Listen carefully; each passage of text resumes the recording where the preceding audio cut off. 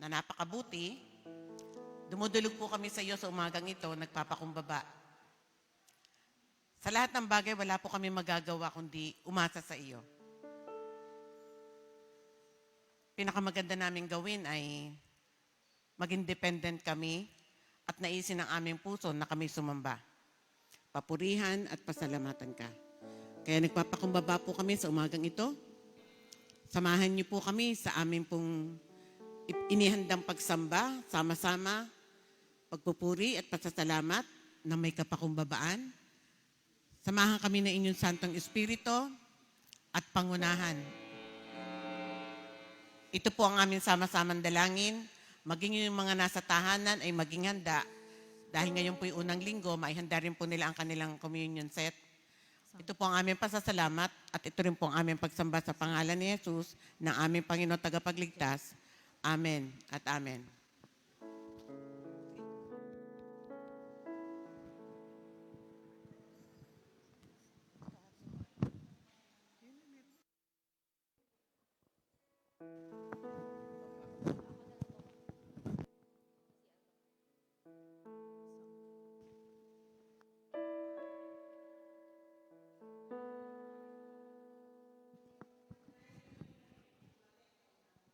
Sound.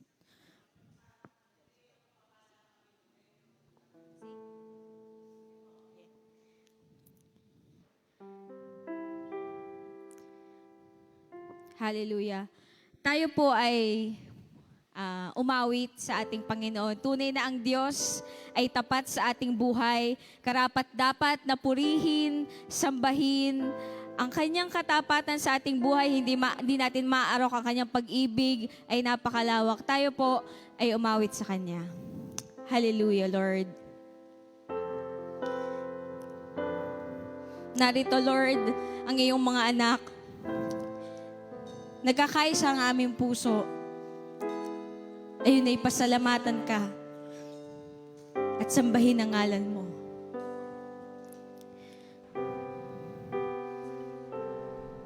Hallelujah.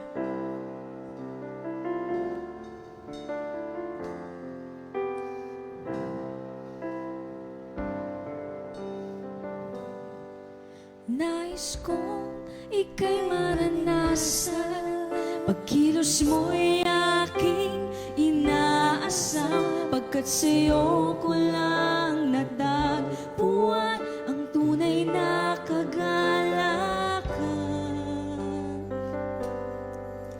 Nais kong ika'y maranasan, kilos mo'y aking inaasam, pagkat sa'yo ko lang natagpuan ang tunay na kagalakan.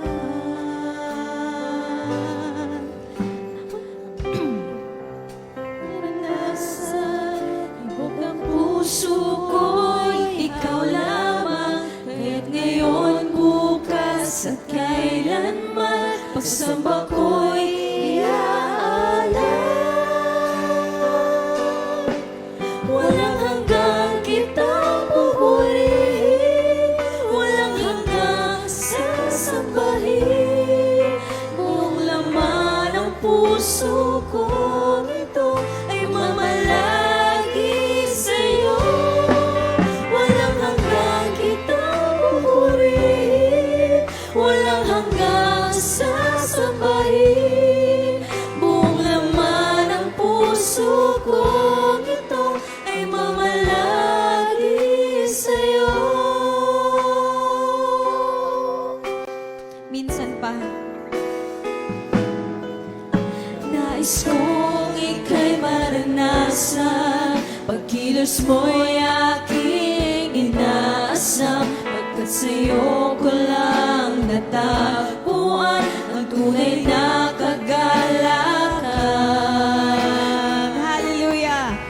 Nais kong ika'y maranasan, tibok ng puso ko, ikaw lamang, kaya't ngayon, bukas at kailanman, pagsamba ko'y iaalay.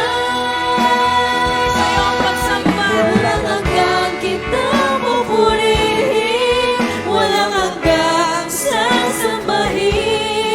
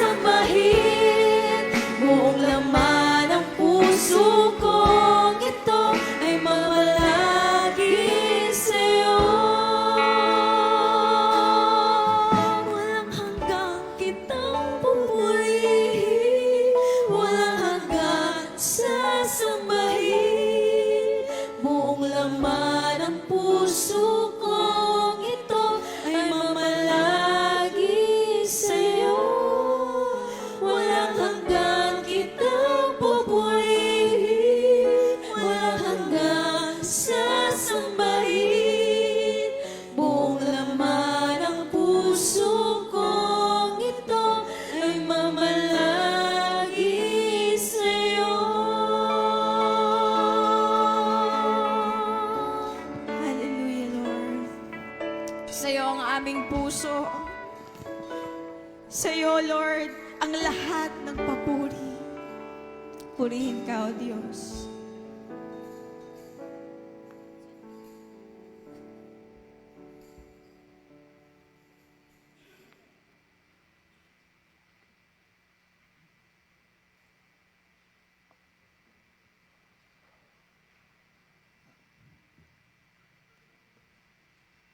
Buksan po ang ating banal na aklat sa Psalms chapter 36, verse 5 to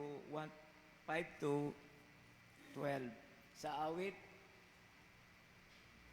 chapter 36, verse 5 up to 12. The goodness of God. Ang kabutihan ng Diyos. Nakita niyo po? Sabay-sabay natin basahin. Sa awit, 36, chapter 5, up to 12. Ang kabutihan ng Diyos. Ang wagas na pag-ibig mo, O Yahweh, ay walang hanggan at ang iyong katapatan ay abot sa kalangitan. Verse 6, matuwid at matatag ka na tulad ng kabundukan, ang matuwid na hatol mo'y sinlalim ng karagatan. Ang lahat ng mga tao'y mga hayop na nilalang, sa tuwin ay kinukupkup ng mapagpalang mong kamay. O Diyos, ang iyong pag-ibig mahalaga at matatag, ang kalingay na darama sa lilim ng iyong pakpak. Sa pagkain ay sagana sa sariling mong tahanan, doon sila umiinom sa batis ng kabutihan. Sa iyo rin nagmumula silang lahat ng may buhay, ang liwanag na taglay mo ang sa aming umaakay. Patuloy mong kalingain ang sa iyo'y umiibig, patuloy mong pagpalain ang may buhay na matuwid. Amen? Ang palalo'y huwag tulutan na ako'y salakayin o ang mga masasamang gusto'y ako'y palayasin. Lahat sila'y masasamay, masdan ninyo at magupo. Sa kanilang binagsakan, hindi sila makatayo. Purihin po ang Panginoon sa kanyang banal na aklat at tayo po'y sama-samang manalangin. Ama naming Diyos na makapangyarihan sa lahat, kami nagpupuri, nagpapasalamat, Panginoon, dahil sa labis-labis mong pag-ibig sa pagmamahal mo sa amin, Panginoon. Salamat, Panginoon, sa katapatan mo sa bawat isa sa amin ng iyong mga lingkod, Panginoon. Kaya, Ama, sa umagang ito, narito po kami, Panginoon, magpapasalamat sa iyo, Panginoon, sa iyong kabutihan, Panginoon, Lord. Salamat, Panginoon, sa pagmamahal mo na naranasan namin, Panginoon. Wala kang katulad na Diyos. Salamat, Ama. Dahil sa umagang ito, Panginoon, natagpuan ka namin, Panginoon. Lord, sa umagang ito, karapat dapat ka lang namin sambahin, bibigyan ng papuri, papasalamat, Panginoon. Salamat, Ama. Wala kang katulad, Panginoon. Walang ibang Diyos ang itataas sa lugaring ito. Ang iyong pangalan lamang. Kaya, Ama, sa oras na ito, Panginoon, nagagalak ang aming puso na mag-alay ng papuri papasalamat sa iyo, Panginoon. Dahil ikaw ang Diyos na tunay na makapangyarihan. Lord, sa oras na ito, nawa ang aming awit, ang aming palakpak, Panginoon. Tangkapin mo, Panginoon. Diringgin mo, Panginoon, ang aming paglapit sa iyo, ang aming pag-awit sa iyo, Panginoon. Salamat, Ama. Salamat dahil ikaw ang Diyos na tunay na makapangyarihan. Ikaw ang Diyos na tunay na tapat nagmamahal sa iyong mga anak. Walang ibang Diyos, Panginoon. Ang Diyos na lumikha ng langit at lupa. Yun ang aming Diyos na aming sasambahin sa umagang ito. Itataas ang aming kamay, ipalakpak ang aming mga kamay. Ang Diyos ang aming itataas, ang aming aawitan sa umagang ito. Ang Diyos noon, ngayon at magpakailanman. Purihin ang pangalan mo. Purihin ang pangalan mo. Ang lahat ng mga anak sa umagang ito, pupurihin nyo ang Diyos na makapangyarihan sa lahat. Salamat, Ama. Salamat, Panginoon. Salamat, Ama. Dahil sa umagang ito, nagagalak ang aming puso. pagpupuri sa nag-iisang Diyos. Purihin ka, Ama. Sa iyo namin ibinabalik ang pinakamataas at papuri, papasalamat sa iyong tanging pangalan lamang. In Jesus' name we pray. Amen. Amen. Tuloy natin palakpakan ng Panginoon. Yes, oh God!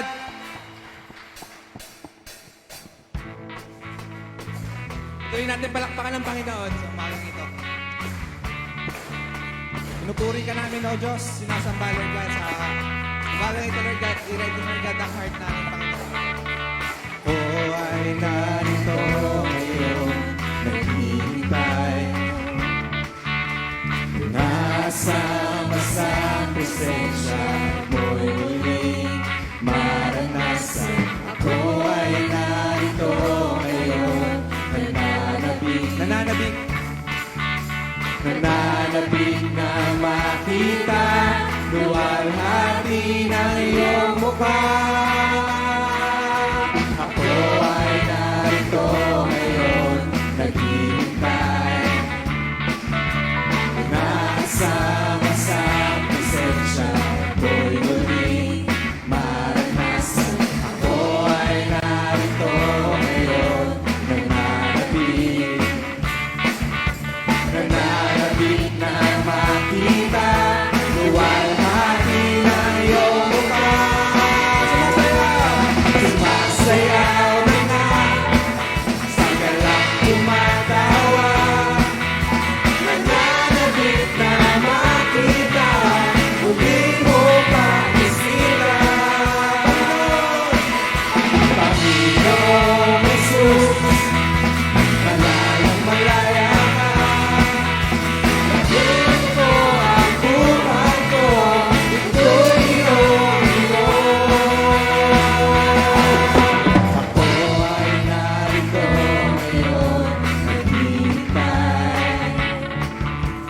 Nasama sa presensya mo'y muling naranasan. Ako ay narito Nananabik, O Diyos, sa iyong presensya.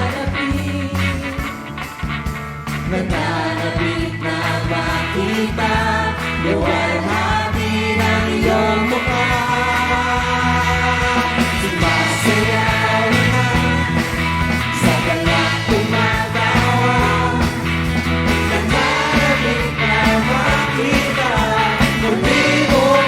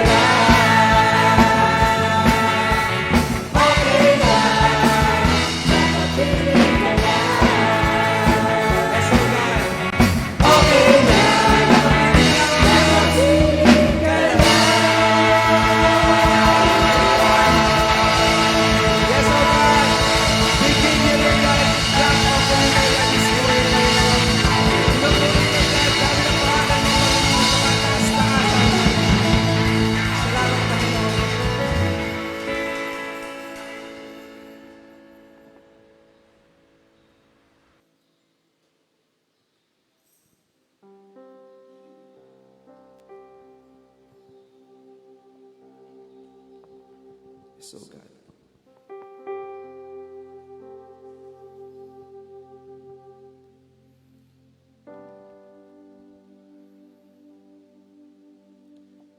Samahan mo kami, Lord God, sa pag-awit, Panginoon.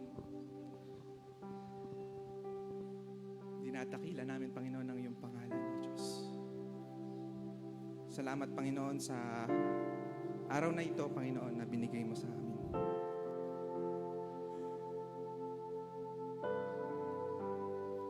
Yes, oh God.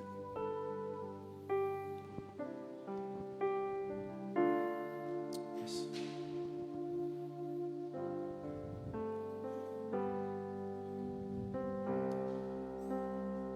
Lord, tinataas namin, Panginoon, ang pag-awit, Panginoon. Ang bawat isa, Panginoon. Salamat, Panginoon, sa kabila, Lord God, ng pandemya, Panginoon. Nandito kami, nakatayo, Panginoon. Sumasamba sa inyo, Panginoon. Lord, tinataas namin sa inyo, Lord God. Ang bawat sa amin, Panginoon, kayo, Lord God, ang patuloy, Lord God, na humawak sa bawat isa, Panginoon. Balutin mo kami, Panginoon, ng iyong mapagpalang kamay, Panginoon. Salamat, Panginoon, sa pag-sustain, Panginoon, sa araw-araw, Panginoon. Kahit ganito yung nararanasan namin, Panginoon, salamat, Panginoon. Lord, binabalik namin, Panginoon, sa inyo, Lord God, ang papuri, Panginoon. Pasasalamat mo, Diyos. Ngayong umaga, Panginoon, aawitan ka namin, Panginoon, sasambahin, Panginoon, ng buong puso mo, Diyos. Yes, oh God. Ikaw ang una at huling pag-ibig ko, Alpha at Omega, nitong puso ko,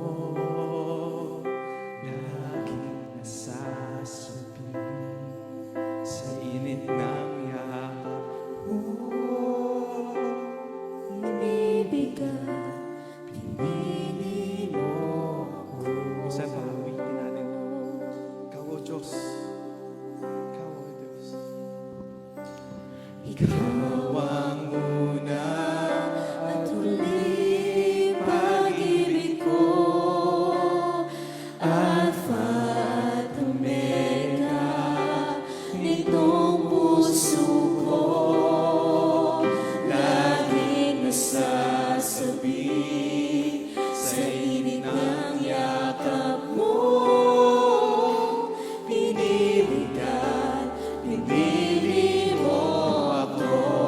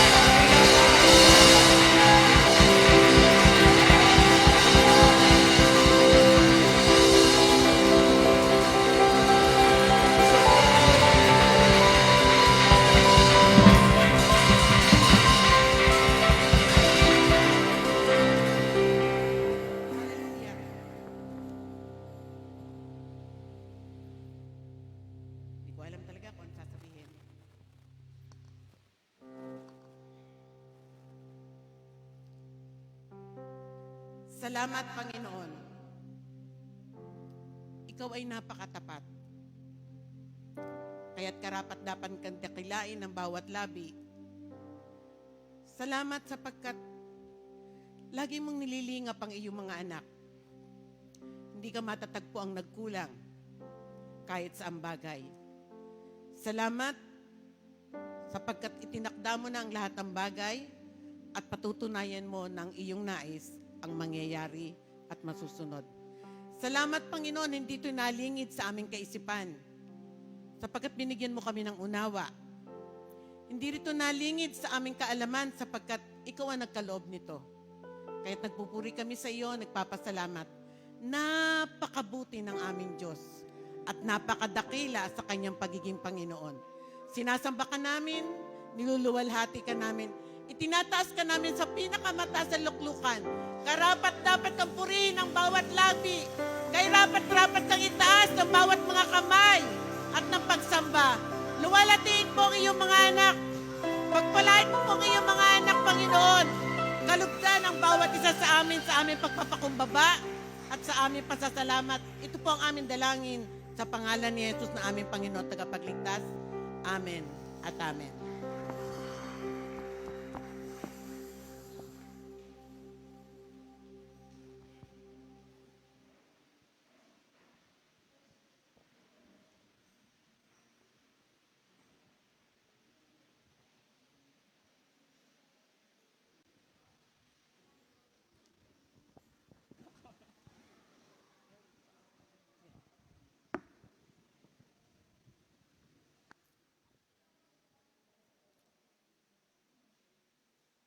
Una po sa lahat, wine-welcome namin ang bawat isa.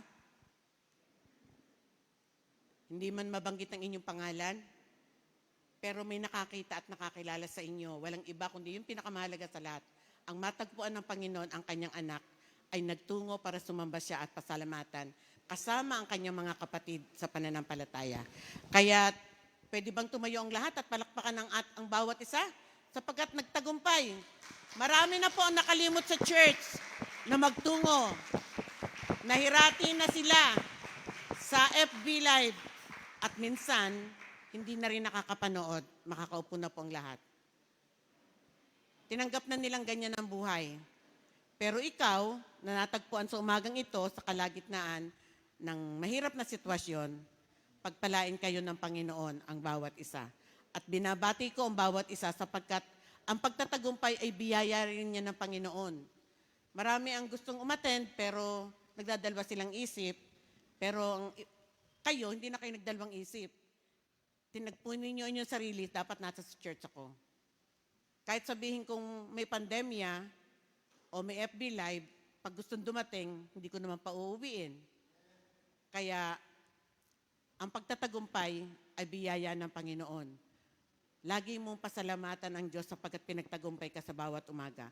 Maliban na lang sa mga nasa banig ng karamdaman na nakakapanood sa FB Live, tagumpay pa rin sila. Ibig ko sabihin ay marami na talaga po ang nakalimot ng face-to-face. Kahit sabi ng isip ay gusto, isip na lang pala nagsasabi. Yung puso ay gusto, yung isip na lang. Kasi nakagiliwan na o nakasanayan na ang tinanghali ng gising at sa FB na lang ako manonood. Magkaiba pag ikaw ay naririto sa loob ng church at iba rin pag nasa labas.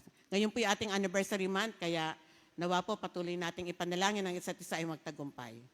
So pagpalain po ng Panginoon ang bawat dumulog sa umagang ito sa pagsamba.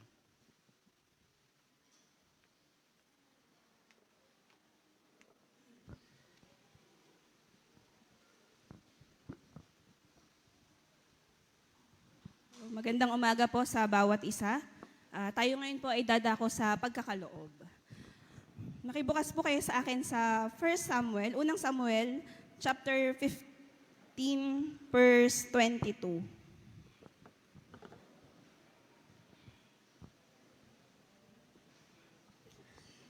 Page 271 po, dun sa Bible natin. So, 1 Samuel 15:22. Sinabi ni Samuel, akala mo ba'y higit na magugustuhan ni Yahweh ang handog at haing kaysa ang pagsunod sa Kanya? Mas mabuti ang pagsunod kay Yahweh kaysa paghahandog at ang pakikinig ay higit sa haing taba ng tupa. Sabi po dito, mas maigi ang pagsunod kaysa sa paghahandog. Tandaan po natin na ang tithes and offering po ay isang commandment. So isa rin po itong utos at isa rin pong bagay na kailangan nating sundin. So kung babasahin niyo po yung chapter 15, makikita po natin dito na kahit na naghandog si Samuel, pero sinuway niya ang Panginoon, hindi naging kalugod-lugod yung handog. So same thing din po sa pagtatites natin. Ang tinitingnan po ng Panginoon ay hindi yung magkano ba yung dala mo. Wala namang ganun, di ba? So kahit 5 piso yan, 10 piso, o kahit umabot ka ng 10,000, pero kamusta ba ang pagsunod mo? Di ba, parang sa isang anak na inuutusan ng nanay, di ba? Pag inutusan ka pero sumunod ka nga pero pagalit ka, sumunod ka pero nakasimangot ka, sa tingin mo ba malulugod yung nanay mo sa ginawa? Di ba hindi? So, ngayon po, sa umagang ito, ang i-desire po ng puso natin ay, sabi nga po, yung magbigay ka ng hindi napipilitan, buong puso, at may kagalakan. Tandaan po natin na, sabi ko nga kanina nung nandun po ako sa baba, Lord, ano bang ibibigay namin? Kasi, ano bang meron kami? Kasi, dyan sa langit may gold, silver, lahat. Parang siguro yung dala namin, baka bato lang. Pero kung yun ay galing sa puso, yun ay i-appreciate ng Panginoon dahil ang tinitingnan niya ay pusong handang sumunod, pusong handang magbigay. Kasi hindi niya tinitingnan yung amount. Kasi sabi nga, kung mapapagkatiwalaan ka sa maliit, mapagkakatiwalaan ka din sa malaki. At yun yung gusto ng Panginoon. Sabi nga, yung na turo ni Pastor, gawin mong memorable lahat. Even giving, even tithing. Gawin mo siyang pinaka-the best kasi let us be reminded na ang ating pinaghahandugan ay Diyos ng mga Diyos, Hari ng mga hari. Di ba pag nagbibigay nga tayo ng regalo sa isang tao, tinitingnan natin na parang hindi to bagay sa kanya, parang dapat ganito. So ganun din sa Panginoon, pag nagbigay tayo kahit 5 piso lang yan, kahit piso lang yan, hindi yan lang sa Panginoon, basta galing sa puso at ibinigay mo na may pag-ibig at may pagmamahal. Tayo po'y magkaloob.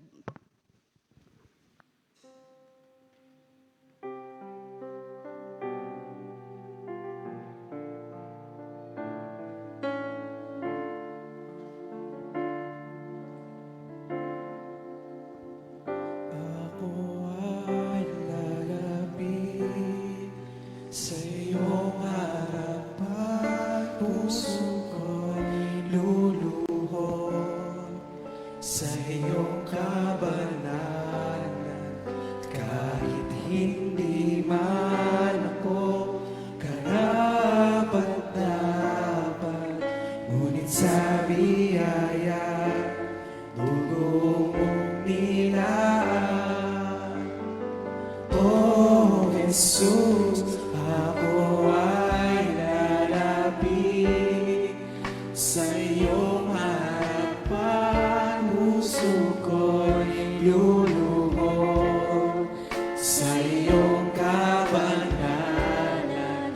Kahit hindi man ako karapat-dapat, ngunit sa biyaya dugo mong inaan. Oh Jesus, ako'y lalapit,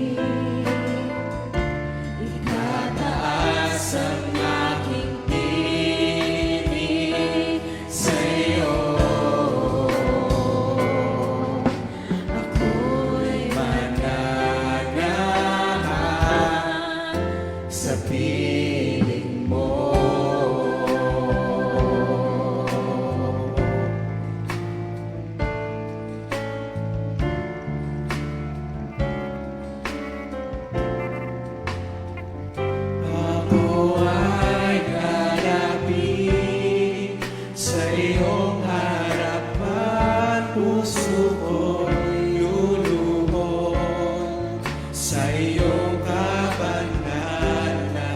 Kahit hindi man ako karapat-dapat, ngunit sa biyaya dugo mong nilaan.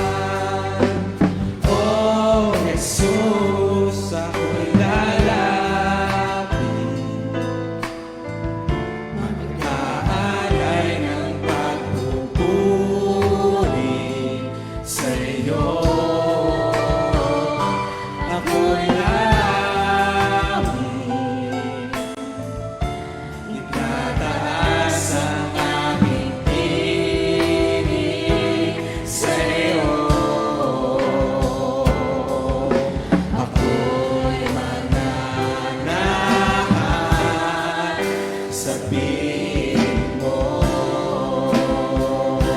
Ako'y lalapit, mag-aalay ng pagpupuri sa iyo. Ako'y aawit, mag-aalas ang aking tinig sa iyo. Ako'y mananahan sa piling mo.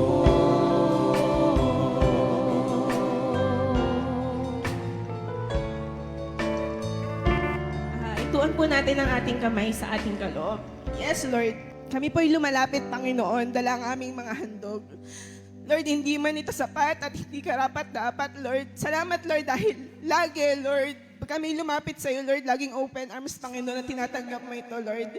Kaya nawa, Panginoon, tanggapin mo, Panginoon, ang aming mga kaloob, Panginoon. Maging mabangong samyo ito, Lord, sa iyong harapan, Panginoon. At Panginoon, hinihiling ko po, Panginoon, pinapanalangin ko, Panginoon, na pagpalain niyo po ang bawat isa at patuloy niyo pong ilagay sa puso namin, Lord, ang pagsunod, Panginoon.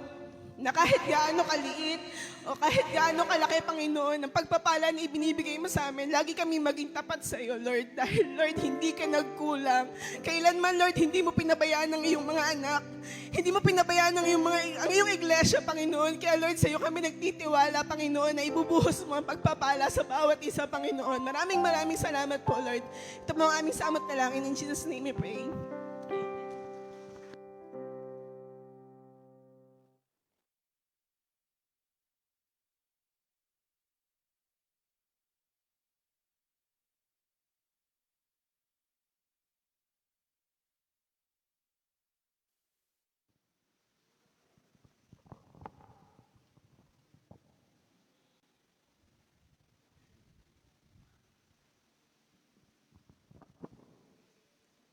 Tayo po ay tumayo. Atin pong buksan ang ating banal na kasulatan mula sa aklat ng Epeso.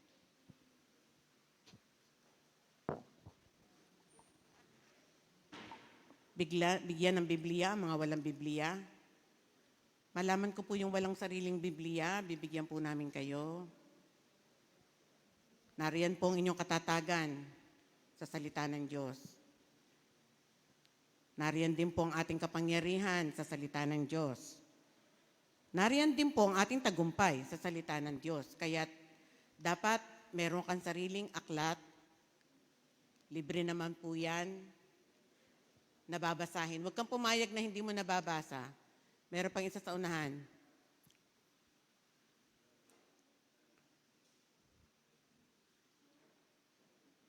Huwag nyo naising buksan nyo na kung saan ang Epeso. Huwag niyong naising wala kayong iniuwing Biblia o kaya wala kayong sarili.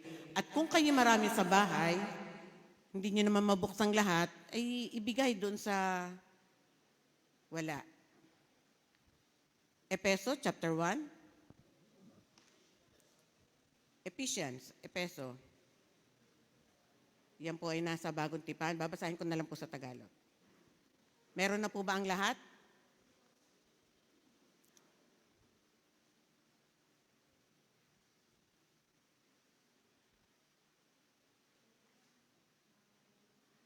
Dahil yan ay paghahandog, dahil salita ng Panginoon, mag-iintayan tayo. Kaya yung mga manggagawa ay amen. Amen na po? Nariyan na kayo? Ephesians chapter 1. Yung buo pong Epeso. Chapter Chapter 1 nga po. Mula kay Pablo na naging apostol ni Hesukristo ayon sa kalooban ng Diyos, sa mga kapatid at tapat na namumuhay kay Kristo. Sumainyo nawa ang pagpapala at kapayapaan mula sa Diyos na ating Ama at Panginoong Hesukristo. Verse 3. Magpasalamat tayo sa Diyos at Ama ng ating Panginoong Hesukristo sapagkat pinagkalooban niya tayo ng lahat ng pagpapalang espiritual na sa ating pakikipag-isa kay Kristo. Lahat po tungkol yan sa ating Panginoon. Magpasalamat tayo. At sa ating ngang pakikipag-isang ito, hinirang na niya tayo bago pa nilikha ang sanlibutan upang maging banal at walang kapintasan sa harapan niya. Dahil sa pag-ibig ng Diyos, tayo'y Kanyang itinilaga upang maging Kanyang mga anak sa pamamagitan ni Hesukristo. Iyan ang Kanyang layunin at kalooban. Kaya purihin natin siya dahil sa Kanyang kahanga-hangang pagkalinga sa atin sa pamamagitan ng Kanyang minamahal na anak. Tinubos tayo ni Kristo sa pamamagitan ng Kanyang kamatayan. Yan po ang ating katwiran. At ngayon ay pinatawad na sa ating mga kasalanan. Kaya't dapat ang bawat labi ay magpuri at magpasalamat sa Panginoon. Ganyong kadakila ang pag-ibig na ipinadama niya sa atin. Binigyan niya tayo ng karunungan at kabatiran. Purihin ang Diyos. Napakabuti. Lubos nga nating nauunawaan ang kanyang lihim na panukala na isinakatuparan niya sa pamamagitan ni Kristo. Pagdating ng takdang panahon, ang panukalang ito ay pag-iisahin kay Kristo sa lahat ng nasa langit at nasa lupa. Ang ating susing talata. In the right time of God. At dahil kay Kristo kami naging bayan ng Diyos na nagsagawa ng lahat ng bagay ayon sa kanyang panukala at sa kanyang kalooban. Nangyari ito nang kami hinirang niya noon pang una. Kaming mga unang umasa kay Kristo sa lalong ikadadakila niya. Kayo may magiging bayan ng Diyos nang kayo'y nanalig sa Kanya matapos ninyong marinig ang salita ng katotohanan, ang mabuting balita na nagdudulot ng kaligtasan. Kaya't ipinagkaloob sa inyo ang Espiritu Santo, kapital, ibig sabihin, isang pagkatao yan ng ating Panginoon. Ipinangako ng Diyos bilang tatak ng pagkahirang sa inyo. Ang Espiritu, ang katibayan ng pangako ng Diyos sa mga hinirang hanggang kamtan natin ang lubos na kaligtasan kaya't purihin natin ang kanyang kadakilaan. Tayo po'y manalangin. Napakabuti mo, Panginoon. Napakadakila ng iyong gawa. Napakatapat mo sa iyong pangako at sa iyong nais. Sapagkat ginagawa mo kung ano nakakalugod sa iyo. At gagawin mo kung ano yung nararapat. Kaya't mapalad kami dahil nabilang kami sa iyong mga anak. Dahil narinig namin na kami iyong tinawag at pinagpala mo kami bilang inyong mga nilikha. Kaya't nagpupuri kami at nagpapasalamat sa dakilang gawa ng aming Ama sa Langit. Sa inyo pong muli ang papuri, pasasalamat at pagsamba. Ito po ang aming sama-samang dalangin sa pangalan ni Jesus. Amen at amen. Palakpakan natin ang Panginoon at makakaupo ang bawat isa. Binasa ko po yun sa Tagalog, madali namang intindihin. May malaki po kasing mas buo ang buod kapag binasa mo siya sa English. At mas malawak ang magiging pagtanggap natin o pagkaunawa, maging Tagalog man at maging English. Pero iba yung pag binasa mo siya sa English. Pinamagatan ko po itong, diyan ako nagtagal mag-isip ko na ipapamagat ko o kaya title. Pero ang pinili ko po ay The Right Time. Takdang panahon.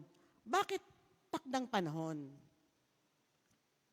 Kasi maganda na po ang kanyang kabuuan sa kanyang pagkakabalangkas. Pero pinili ko yung takdang panahon upang magbigay ng inspirasyon sa bawat isa na ang ating kaligtasan, ang lahat na nangyayari sa ating buhay, ay itinakda ng Panginoon sa kanyang kalooban. Kung kailan mangyayari, kung kailan ito magaganap, at kung paano ito magaganap. So tandaan ng ating isip at ng puso na lahat ay tapos na sa harapan ng Diyos. Bakit natapos? Natapos ito nung siya imamatay sa krus at umakyat na sa langit. Kaya pag binasa mo ang banal na kasulatan, mula pa ng unang panahon, hinula na ang mga mangyayari. At dahil ito'y nangyari, tayo ngayong na mga buhay pa, huwag ka na magdalawang isip. Kasi wala ka matatagpuan na tapat sa pangako. Wala ka rin matatagpuan na nagsabi at nagmahal sa atin, na nagdala ng kaligtasan at pag-asa, lalo na ng higit ng kalayaan. Siguro pansin naman ng bawat isang ating pagkaalipin. Inalipin tayo ng mundong ito at ng patakaran ng mundong ito. Kasi hindi natin magawa ang ating ibig. Gayong pinalaya ka na. Kailan ka lumaya? Nung tinanggap mo ang Panginoong Jesucristo bilang Panginoon at tagapagligtas. So una, ang kanyang pinangakuan, those who are faithful, yung mga tapat. Kaya tanungin ang sarili, tapat ka ba? Siyempre, ang mga sagot natin, kalimitan. Lord, lagi po ako nagkukulang. Pero ang isip natin at puso, gusto natin maging tapat. Pero ang nagiging takbo ng buhay, lagi tayo may pagkukulang. Kasi buhay pa po tayo. Marami pa tayong dinidigma. Dinidikma natin ang ating sarili o kinakalaban ng ating sariling kagustuhan at ang ating pinananatili ngayon ay ang kalooban ng Panginoon. Paano mo malalaman ang kalooban ng Panginoon kung hindi ka naman nagbabasa ng kasulatan ng Panginoon? Paano mo malalaman ang kanyang ibig kung hindi ka naman nakikinig? Kasi pwedeng nakaupo, hindi naman nakikinig. Pwede. Kahit nakaupong ganito tayo magkausap, may microphone pa nga ako, pero pwedeng umaandar ang isipan. Di lalo na yung nasa bahay. Na biglang may tatawag, tatayo, may gagawin. Kasi wala naman nakakakita. Kayo, hindi kayo makatayo. Wala kayong magawa kundi makinig.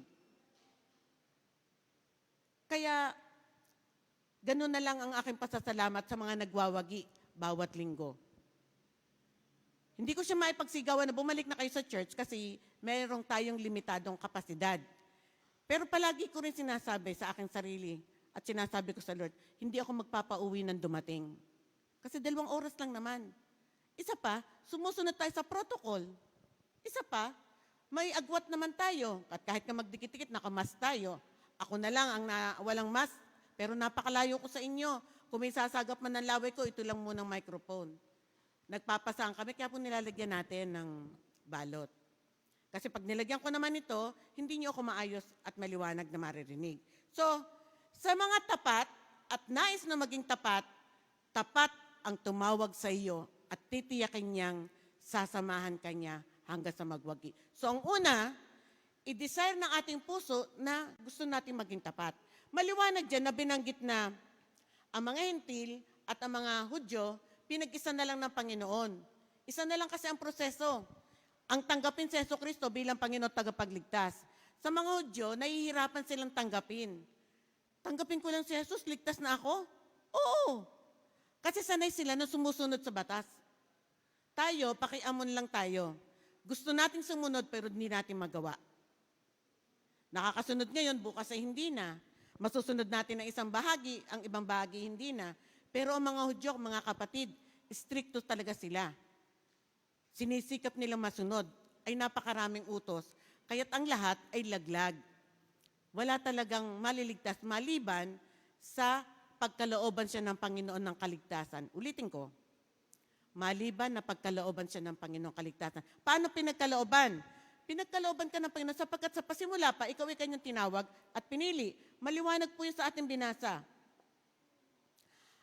Sa ating nga pakikipag-isa, verse 4, hinirang na niya tayo bago pa nilikha ang sanlibutan upang maging banal at walang kapintasan sa kanyang harapan. Bago palikain ng mundo, Pinili ka na, hindi pa tayo tao noon. Kaya ko po sinabing tayo ay past. Tapos na tayo sa harapan ng Diyos. Pero dahil tayo buhay ngayon, kailangan natin yung lakaran. Pero lahat ng buhay dito sa mundo natatapos. Katulad ng Panginoon, ipinakita niya, nung bumaba ako sa lupa, nagkatawang tao siya, namatay siya, at muling nabuhay. Kaya ang lahat ng kumikilala, nakikinig at nananampalataya, mabubuhay din. Kaya ang kamatayan ay hindi dapat katakutan, sapagkat ito ang pintuan ng langit. Pero ang daming nananalangin na humaba pa ang buhay because there is fear. Pero pag lumalim ka sa Panginoon, papawiin niya ang takot. Papalitan niya ito ng kapayapaan ng puso. Kaya ako po binanggit na, maganda sa talaga sa English, pag binasa mo ng buo. Sabi niya, all praise to God, the Father of our Lord Jesus Christ, who has blessed us with every spiritual blessing. So may spiritual na pagpapala. Bakit? Ano ba yung unang spiritual na pagpapala? Kasi itinakda ka niya na kaagad na maging kanyang anak. Adoption. Sinabi niya na kaagad, ikaw ay kanyang anak. Sino ang nakarinig na siya ay anak? Ay di yung nakikinig, yung dinala ng Panginoon sa iglesia, o yung dinala ng Panginoon. Sinasabi ko po yung proseso, dinala ka ng Panginoon sa isang Bible study, kahit ayaw mo pa, at narinig mo yung nangangaral na kailangan tanggapin si Jesucristo bilang Panginoon tagapagligtas, at ipinaliwanag niya at nangusap sa iyong Panginoong Jesucristo sa iyong puso, tinanggap mo siya, ikaw ay kanyang anak. Pero yun ay tinakdanan niya bago pa nilikha ang sanlibutan. Ang unang tanong sino ako at sino ikaw para kanyang kalugdan? Bakit pa niya ito ginagawa? Kasi sabi ng Panginoon, ginagawa ko kung ano yung nakakalugod sa akin. Wow! Kaluguran tayo sa Diyos. Pero kung ating sisiya sa atin na ating buhay, hirap na hirap nga gumawa ng tama at hirap nga sumunod ng dire-diretso o maging tapat. Pero sabi ng Panginoon, ginagawa ko yan at ginawa ko yan sapagkat yan na nagbibigay sa akin ng pleasure. Kaya maganda siya sa English. Sabi niya, even before God made the world, God loved us and chose us in Christ to be holy without fault in His eyes. God decided in advance to adopt us in His own family by bringing Himself through Jesus Christ. This is what He wanted. Ito ang kanyang ibig. Bakit? Anong ibig niya? That gave Him great pleasure. Kaya yung ikaw ay hindi tinitigilan ng imbitasyon na dumalo sa iglesia at hindi ka tinitigilan ng iyong kaibigan na ikaw ay makapakinig ng kanyang salita, ay kapatid, dapat ka magpuri. Bakit? Kasi itinakda ka ng Panginoon na maligtas at mapabilang sa kanyang sambahayan. Kaya hindi tayo tinitigilan. At meron namang sa kanyang isip at sa kanyang puso, gustong-gusto niya. Laging present. Hindi naman ginagawa ang nararapat. Ang tanong tuloy doon, tinawag nga ba kaya? Kaya para maging ligtas at maging fair sa lahat ng bagay o kaya ay sa mga tagapagturo at nangangalaga, lahat sama-sama pinapangaralan at dinudulog sa Panginoon at ang magtatagumpay ay magtatamo ng reward sa Diyos. Una, may spiritual blessing. Bakit spiritual blessing? Kasi ikaw ay pinili ka agad ng Panginoong maging kanyang anak. Adoption. Paanong paraan? Sa kanyang sariling paraan. Hindi naman tayo, kasi nung kay Eva at kay Adan, nilikha sila ng galing sa lupa. Kaya tayong galing sa lupa, babalik sa alabok. Pero sa kabila ng sila galing sa lupa, nilikha sila ng Panginoon sa tama kaagad ng fellowship. Pero may ibinigay ang Diyos na isang pangyayari na pinahintulutan niya mangyari. Kasi kalayaan yun Anong ginawa? Sabi niya, o sige, pag kinain mo ang punong yan dito sa Eden, magkakaroon ka ng karunungan o pagkaunawa. Magkakaroon ka ng pagkaunawa. Ay laging iniisip natin, iba na yung marunong. At sa karunungan na yan, marami ang napahamak. Ganon din patungo sa pakikinig ng salita ng Diyos. Yung masyado magagaling, ang hirap niyang dalhin sa presensya ng Panginoon. Actually, parang dalhin sa langit. Bakit? Kasi magaling nga Kailangan magaling din yung magpapaliwanag. Ay kalimitan ng mga nagpapaliwanag ay nanay na hindi nakatapos ng pag-aaral. Kalimitan na nagpapatotoo ay walang alam. pero ipinapatotoo yung buhay na ginawa sa kanya ng Panginoon. Kaya paano niya paniniwalaan? Ang una niyang isipin, di nga niyan alam kung ano kanyang sinasabi. Hindi nga para bagang, kagaya ng si Pablo, sabi nga ni Pablo, alam niya ang lahat. Ay yung mga apostol, yung 12 disciples na nauna ay kalimitan sila mangingisda, pangkaraniwang tao. Pero sabi ng Panginoon, pinili ko sila. Kaya pag ikay pinili, ipoprovide ng Lord ang lahat ng iyong kailangan. Una, pinagkalooban tayo ng espiritual na pagpapala. Ano yon? Ikaw ay tawagin niyang kanyang anak kasama sa kanyang kawan. Yun ang una. Ikalawa, dahil ang kanyang layunin sa atin ay turuan tayo kung paano sumamba sa kanyang ama. Turuan tayo ng Panginoong Jesucristo kung paano sambahin ang kanyang ama. Kaya ang ginawa niya, bumaba siya sa lupa. Sa pagbabayad niya ng ating kasalanan, tinuruan niya rin tayo ng tamang pagsamba at pagsunod. At pinatunayan niyang kaya niyong sumunod ng hindi nagkakasala. Ito'y sinabi niya sapagkat nagawa na niya na ito nung mamatay siya sa krus. Pero yung pamumuhay, itinuro niya yung siya'y naririto sa lupa kung papaano. Pero dahil tayo ay nasa kalikasang makasalanan, ang lupang katawan, lagi niya tayong dadalhin ito sa pagkakasala. Yun na lang na, dito marami napapahamak eh. Lust of the eyes. Halimbawa,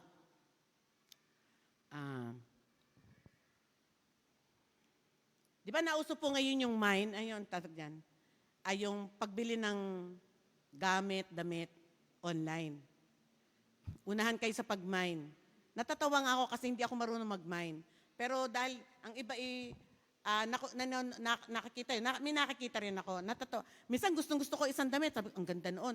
Palibasa, hindi ako marunong mag-mine. At saka, tumitingin lang ako.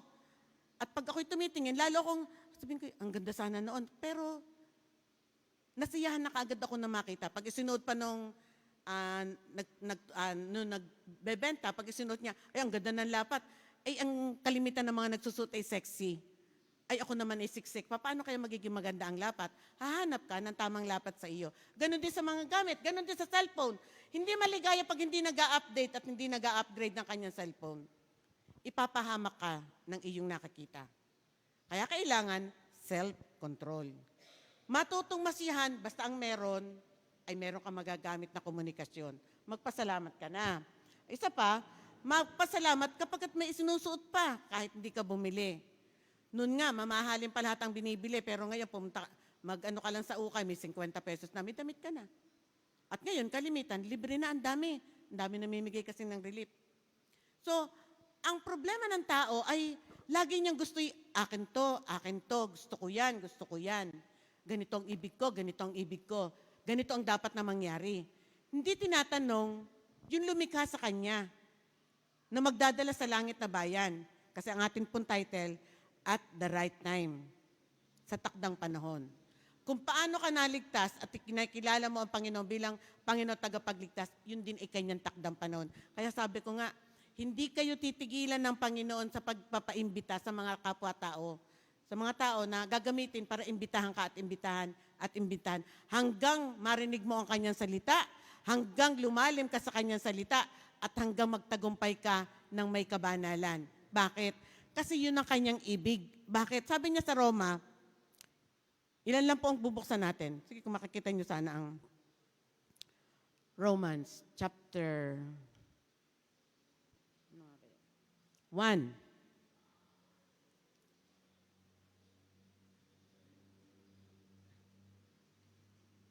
Pag wala namang electric pan, ang init naman.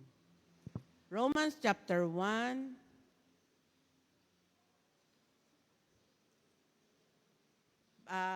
Babackward lang po kayo ng konti. Chapter 1, verse 2.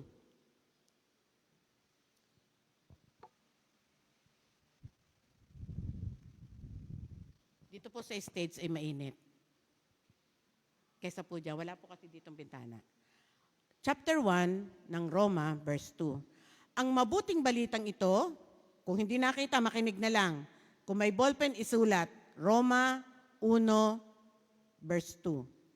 Kapitulo 2. ang mabuting balitang ito na ipinangako niya noong pangunang panahon sa pamamagitan ng mga propeta at nasasaad sa mga banal na kasulatan ay tungkol sa kanyang anak, ang ating Panginoong Hesukristo.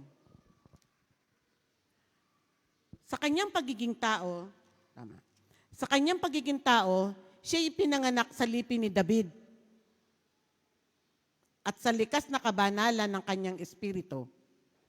Likas na kabanalan ng kanyang espiritu. Ipinahayag niyang siya'y anak ng Diyos sa pamamagitan ng makapangyarihang gawa. Makapangyarihang gawa. Ang kanyang muling pagkabuhay. Sa pamamagitan niya, tinanggap natin sa Diyos ang kaloob ng pagiging apostol una sa lahat ng bansa ay aakayin sa pananampalataya at pagsunod sa Kanya.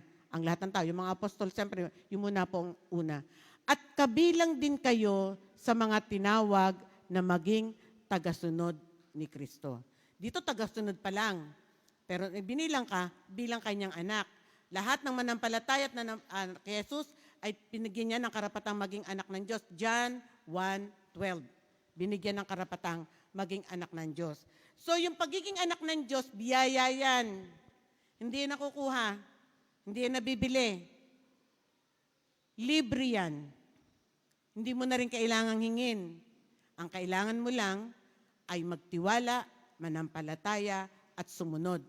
At ngayon, ang ating sinasabi, para tumatag ang isang mananampalataya, kailangan niyang magbasa.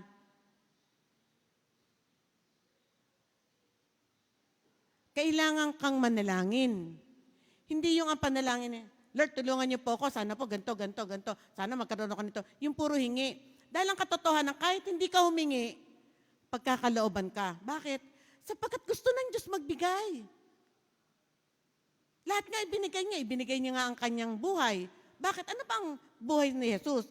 O ano kapangyarihan meron sa buhay ni Jesus?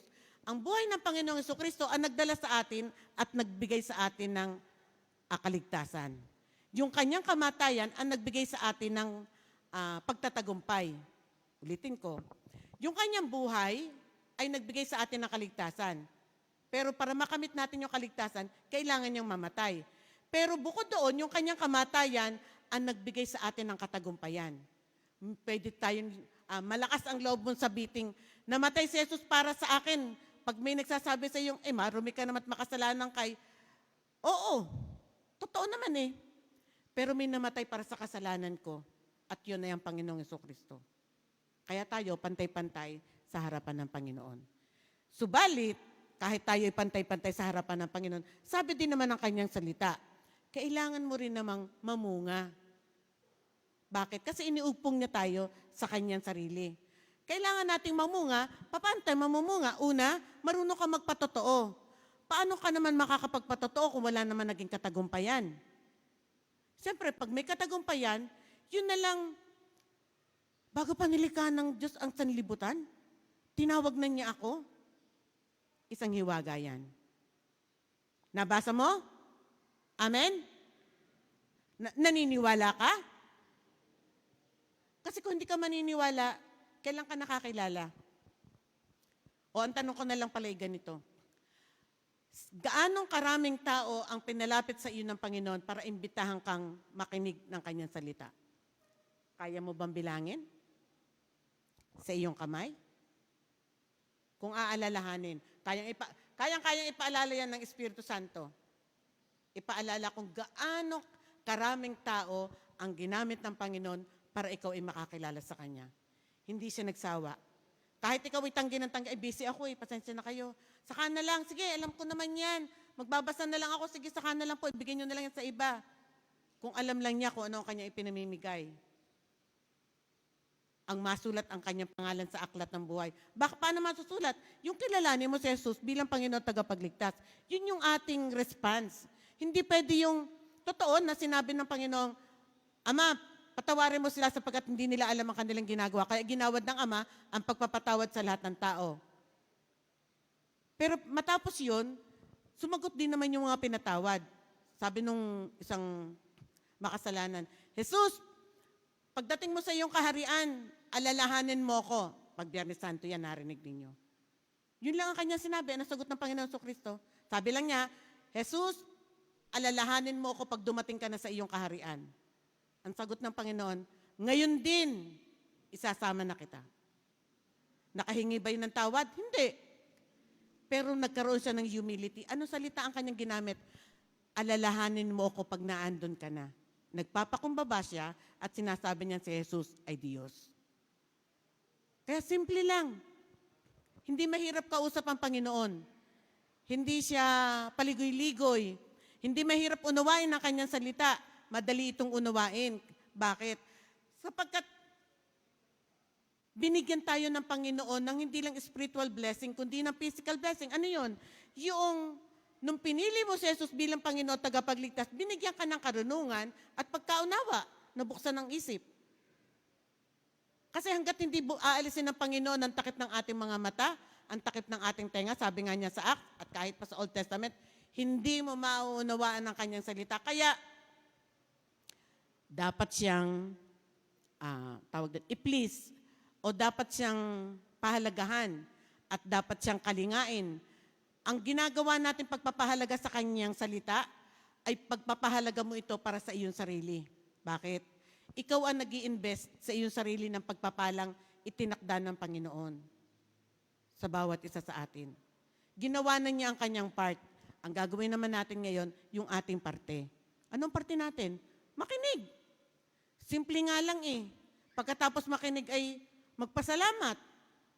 Ganun lang. Kaya maraming Hudyo hanggang ngayon na hindi pa maligtas. Bakit?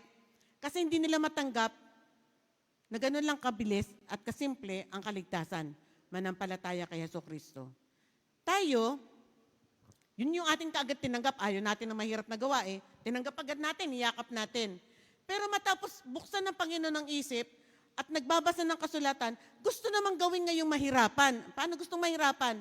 Kailangan makasunod ako dito sa 10 utos.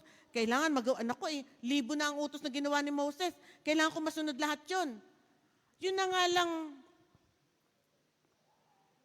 simpleng pagkakaloob. Hindi makasunod. Kailangan lang, yun na pala pinakasimple pa dyan ay, huwag ka magsinungaling.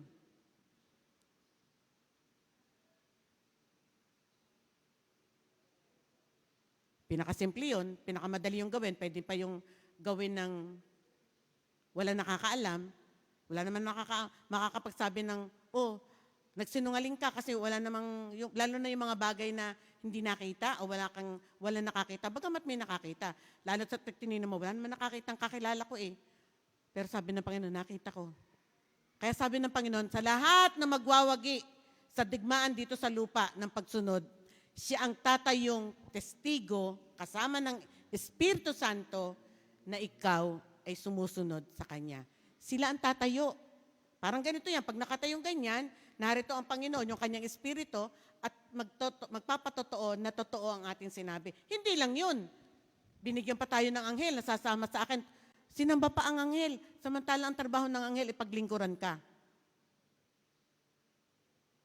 At siya rin itatayong testigo pagharap natin sa Panginoon. Kaya kapatid, simple lang ang kanyang salita, pero kailangan lang nating naisin. Yun ang karunungang ibinigay ng Panginoon. Yung marunong tayo makinig ngayon na, hindi, nararapat lang, ako'y nakikinig ng kanyang salita. Nung hindi pwede, hindi naman kami nagpe-face to face. Pero ngayon naman na pwede na kami mag-face to face, bakit hindi ako pupunta? Wala naman pong ini-announce eh. Di kami pa ansalarin. Alam niyo po kung bakit? Kasi may batas ng lipunan. Hindi namin pwedeng hindi sundin. Hindi natin pwedeng hindi sundin. Kaya,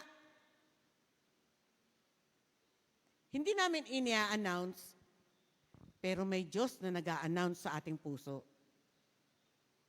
Pagka gusto mo, sasamahan Kanya na gawin mo. Kaya ang tawag ko palagi sa mga dumadating kapag kalinggo, ang mga matatagumpay na mananampalataya. Maliban, doon nasa banig ng karamdaman, hindi ka talaga makakapunta. Kasi hindi ko rin papapasukin. Pag 38 ang lagnat, doon pa lang sa scanner natin, hindi ko rin siya papapasukin, pauuwiin ko rin. O kaya paupuin ko doon sa loob kasi marinig pa rin niya, pero mas maganda pauwiin ko, baka makahawa pa. Ay di, ako pa ang hindi sumunod. Lalong alam na natin na matindi ang virus. Tayo pa ngayon ang salarin, kaya susunod din tayo. Kaya kung ikaw ay masama pa rin, huwag ka umattend. Sa totoo lang po nitong tayo nagpandemyang itong huli, dahil ang Omicron ay kalimitan ni ubo, lagnat, sipon. Omicron na yon. Ay kahit inuubo na, napunta pa sa church. Sabi ko, inuubo ka nga eh. Sabihin ka agad sa akin. Face mask na lang po ako. Bakit? Kasi gusto niyang dumalo. Tinanong pa ba namin kayo kung kayo inuubo? Hindi na. Kasi nagtitiwala na lang ako sa Panginoon at saka sa inyo na iingatan niyo inyong sarili. Kung ubong-ubo, huwag. Kasi mas marapat na magpahinga kasi ngayon ang virus na yan ay kinakain ng ating lakas. Kaya kahit ngayon magaling ka na, pag ikinapagod ng kaunti, hapong-hapo ka. Bakit? Yung kasi ang kanyang kinain, yung ating resistensya. Mabuti na lang, meron tayong Diyos na manlilika na hindi niya kayang ubusin ang kanyang kagandahang loob sa atin. Yung kanyang karunungan, yung kanyang kapangyarihan, yung kanyang kakayanan na ibangon tayo at bigyan ng lakas at ipagtanggol. Pero ipanagtatanggol niya yung marunong sumunod at may dahilan. Kailangan gawin din natin yung pagsunod kasi pinakamahalaga sa Panginoon ang pagsunod. So, may plano ang Diyos sa lahat ng taong kanyang nilikha. Ang plano niya, ang lahat ng tao ay maligtas. This is the plan of God. Sabi niya, God is now okay. Tutuloy ko muna pala. He is so rich in kindness and grace that He purchased out freedom with the blood of His Son, who forgave our sins. Sa pamamagitan ng dugo ni Kristo, pinatawad tayo sa kasalanan. Kaya hindi basta-basta yung dugo ng ating Panginoon, ha? Hindi yan kayang pantayan. Dahil sa kanyang kamatayan at sa kanyang dugo na nabubo para sa ating kasalanan, nagkaroon tayo ng kalayaan. Yung kalayaang maging alipin ka ng iyong sarili at kalayaan naman na magkaroon tayo ng karunungan at marinig natin ang kanyang tinig at maunawaan natin ang ating binabasa upang makasunod tayo sa kalooban ng Panginoon sapagkat kung desire niya na tayo iligtas para sa kanyang pleasure, sa kanyang kagalakan, desire din dapat natin na luwalhatiin ang ating Panginoon para sa kagalakan ng ating Panginoon na magiging bunga naman sa atin noon ay pagpapala. God has now revealed to us is mysterious regarding Christ, yung kanyang himala, which is to fulfill His own good plan. NASB na lang po ang ginamit ko kasi, NLT. Pag NASB kasi, lalo pa mabigat, pero pagka malalim. Pag NLT, maganda ang kanyang pagka-English, magaan-gaan, o mababaw-babaw. Siya mismo ang may plano na kanyang ginawa. Kaya mapalad ang mga mananampalataya. Kung ikaw ay napasama at ikaw ngayon ay kasama sa plano ng Panginoon, mapalad ka.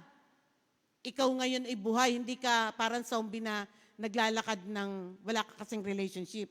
Pero kung may relationship ka sa Panginoon, tinawag ka ng Panginoon at itinalagang kanya maging anak, ikaw ay may buhay na walang hanggan. Hindi lang yun. May pag-asa ka pa na magtagumpay. Kasi ang magtatagumpay lang ay ang lahat ng kanyang tinawag at pinili. Kilala ng Panginoon ang kanyang mga anak. Kilala. Hindi lahat ay kanyang anak. Yun lang itinakda ng Panginoon na maging anak. Kaya kung ikaw ay nakakapakinig, huwag mong baliwalain ang ibinigay sa iyo ng Panginoong pagkakataon. Kung ikaw ay binigyan ng talento, huwag mo ring baliwalain ang mga talentong ibinigay sa iyo ng Panginoon. Nakakapagpatotoo ang isang taong may ipapatotoo. Pag wala siyang pag hindi siya nakipagdigma sa pagbabago ng kanyang sarili, wala siya talagang ipapatotoo. Simple na lang. Ang tao ay madaling magalit. Pero sabi ng Panginoon, ang galit ay magdadala sa iyo sa kamatayan. Anong dapat unawain? Ang galit ay nagsisimula sa sama ng loob. Pag ito hindi mo dinil o hindi mo siya binigyan ng pagkakaunawa o hindi mo siya idinulog sa Panginoon, ang pagdaramdam, madadagdagan kasi hindi natin inaayos. Takot tayo sa confrontation. Yung pag-amin, pag nasusukol, o harapan, natatakot tayo dyan eh. Mas maganda pag natutunan natin maging matatag. Yung harapin ang katotohanan na, nagkamali nga ako. Kasi doon ka lang makakalaya. Dapat isa-isang nababago yung ating unang pagkatao. Yun yung karunungan at kapangyarihan na ibinigay ng Panginoon para sa atin, bunga ng kanyang kamatayan sa krus. Kasi sabi niya, napagwagian ko na ang lahat ng bagay. Anong hawak natin? Tagumpay. Pero bakit laging talo? Tagumpay na ang hawak ng mga kamay. Kasi yun naman ay binigay niya eh. At yun naman talaga ang katotohanan. Kasi pinababayaan niya ang buhay pananampalataya. Sa halip na alagaan, paano palalaguin ang kanyang pananampalataya? Magbasa. Ay, ang labo naman na mata ko. Lahat na ng dahilan eh. O sige, sabi naman gagawa, makinig ka na lang sabi ng Panginoon, sa pakikinig, papasok ang pananampalataya. Habang nagsasalita, iba naman ang iniisip. Naku, dapat ito'y kay kumare. Yung sinasabi ni Pastora, dapat yun sa kumare ko na yun. Tama-tama sa kanya yun. Ikaw ang naririto at ikaw ang nakikinig. Sa iyo yan. Kasi kung para sa kanya yan, narinig niya. Kaya sa iyo yan.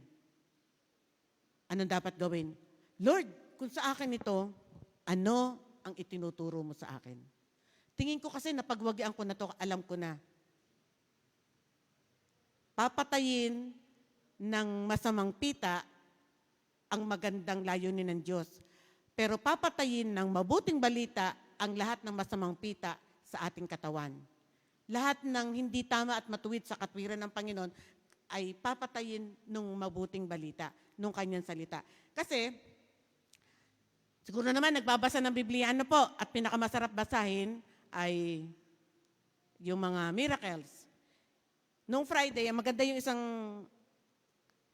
last na nagturo ako, sabi ko, naibahagi ko po sa inyo na ang kaparaanan ng Panginoon na iba siyang gumawa. Doon sa isang binasan, Lucas 8:22, ay sabi doon, may isang bulag na tumatawag sa Panginoon. Ang ginawa ni Jesus, na siya makakita, inakay siya at dinala siya sa labas. Basta kung saan siya inilabas, kung sabihin natin sa templo, ang Panginoon, inilabas siya. Nung nilalakad, inaakay ng Panginoon palabas, dinuraan siya ng Panginoon sa mata. Kung sa panahon ngayon, gagawin niyo na Jesucristo, maniniwala kayo kay Jesus? O sasabihin niyo, ang bastos naman ito. Bakit? Hindi tama di ba? Pero sabi ng Panginoon, my ways are not your ways. Nakakita? Yes, nakakita yung bulag. Kaya lang sabi niya, nakakita ka ba? Opo, pero para po mga kahoy ang nakita ko, yung mga tao ay parang tuwid lang. Inulit ng Panginoon, hinawakan na niya yung kanyang mata. Nakakakita ka na? Opo, maliwanag. Sabi nga ni Brother Ruel, hindi nakuha sa isa. Dinalawa niya. Pero totoo lang, nakuha niya sa isa. Maganda lang yung tanong, naintindihan mo ba kaagad o kaya ay naunawaan mo, nakakakita ka na ba? Ang tao ayaw na ayaw niya ng hindi instant. Gusto niyan, pag magaling agad. Ayaw na mahihirapan. Ayaw ng gagastos. Bakit ko sinabing ayaw ng gastos? Ayaw bumili ng Biblia. Ibinigay na nga natin ng libre. Ayaw naman basahin. Saan pa kaya kami pupunta? Kaya sabi ko, nung isang nagturo ako, Panginoon, ginawa na po namin ang lahat ng aming magagawa. Gawin ng bawat isa ang kanyang parte.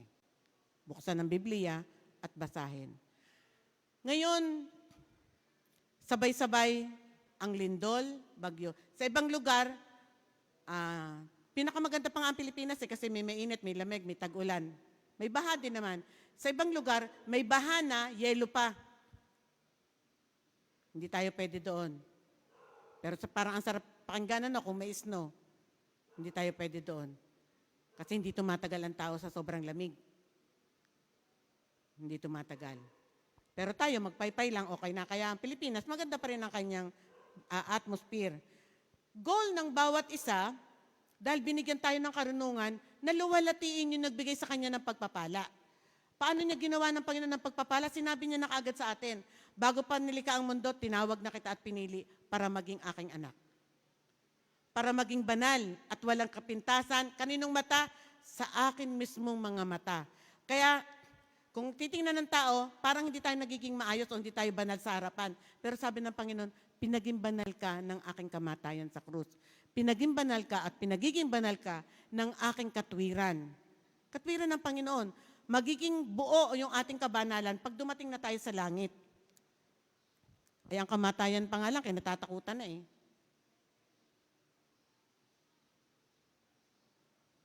Kahit hindi yata iwanan ng mundo. Kahit hindi na nga makabangon, basta buhay. Ba't nga ganun ang tao, ano? Pero pag malalim ka sa Panginoon, ang unang kagad sinasabi, Lord, huwag na lang po ako mahirapan, okay na lang po ako. Bakit? Kasi alam mong ang tunay na buhay ay sa piling ng Panginoon. Kasi ulitin ko palagi, ang namamatay lang po kasi katawan. Hindi namamatay yung kaluluwa at espiritu. Yun yung babalik sa Panginoon. At yun ang papalitan niya ng bagong katawan. Kaya ang sabi dito sa atin, at the right time, sa takdang panahon ng Panginoon, sa lahat ng bagay, itinakda ka ng Panginoon makakilala, nakakilala ka. At the right time, itinakda ng Panginoon na mabuhay ka at nabuhay ka. At the right time, itinakda ng Panginoon na mamatay at namatay tayo. Wala tayong magagawa doon. Pero ang mahalaga, habang nabubuhay dito, narinig natin ang kanyang salita, hindi sayang ang kanyang kamatayan sa krus. Bakit? Naniwala tayo at nanampalataya, may buhay kang walang hanggan. Kaya kung dito man ay hindi ka naging matagumpay in a sense na hindi mo naranasan na masarap na buhay. Bawa, laging kulang sa pera. Pero kailangan patunayan yung disiplina na hindi nagkasalanan dahil sa pera.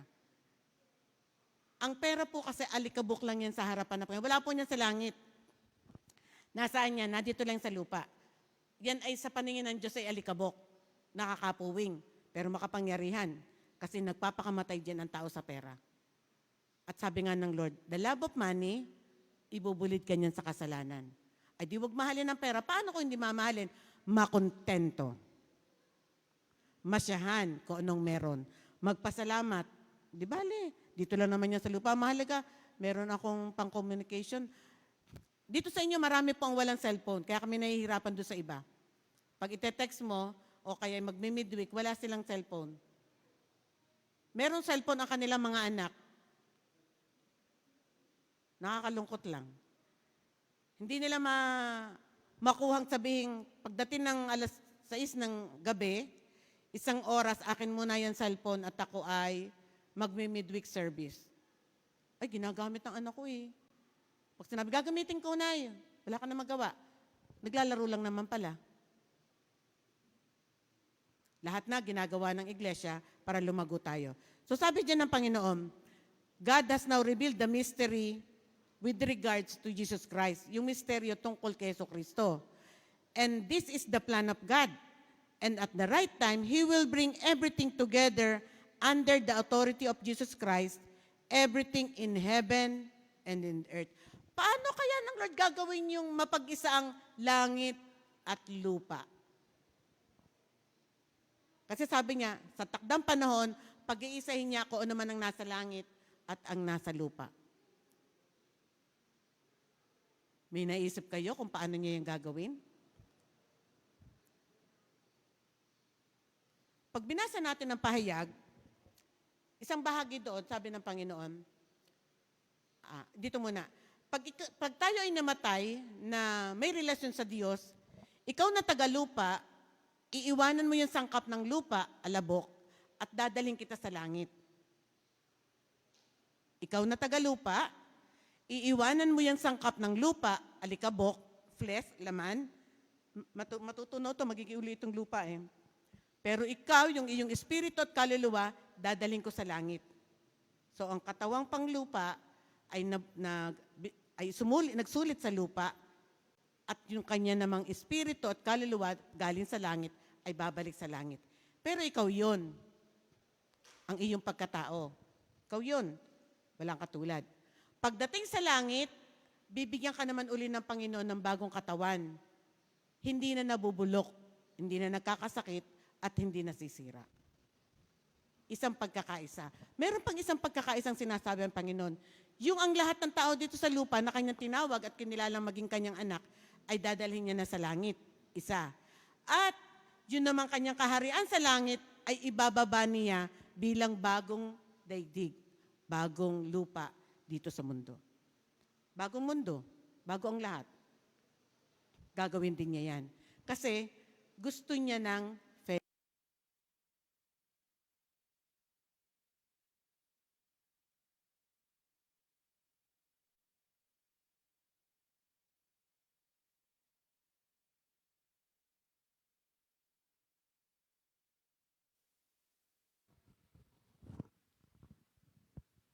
hindi na maranasan ng kamatayan uli kasi mamimili ka. Isang beses kang mamamatay o 2 beses kang mamamatay. Nasa Roma ata yan. Hindi ko matandaan. Babanggitin ko na sa mamimili ka, 1 beses kang mamamatay o 2 beses kang mamamatay. Ang unang kamatayan ay yung physical. Mamamatay tayo. Mamawala tayo sa mundong ito, pupunta tayo sa langit. O kung saan man. Langit o impyerno ang pupuntahan ng tao. Ang ikalawang kamatayan ay yung paghatol ng Panginoon.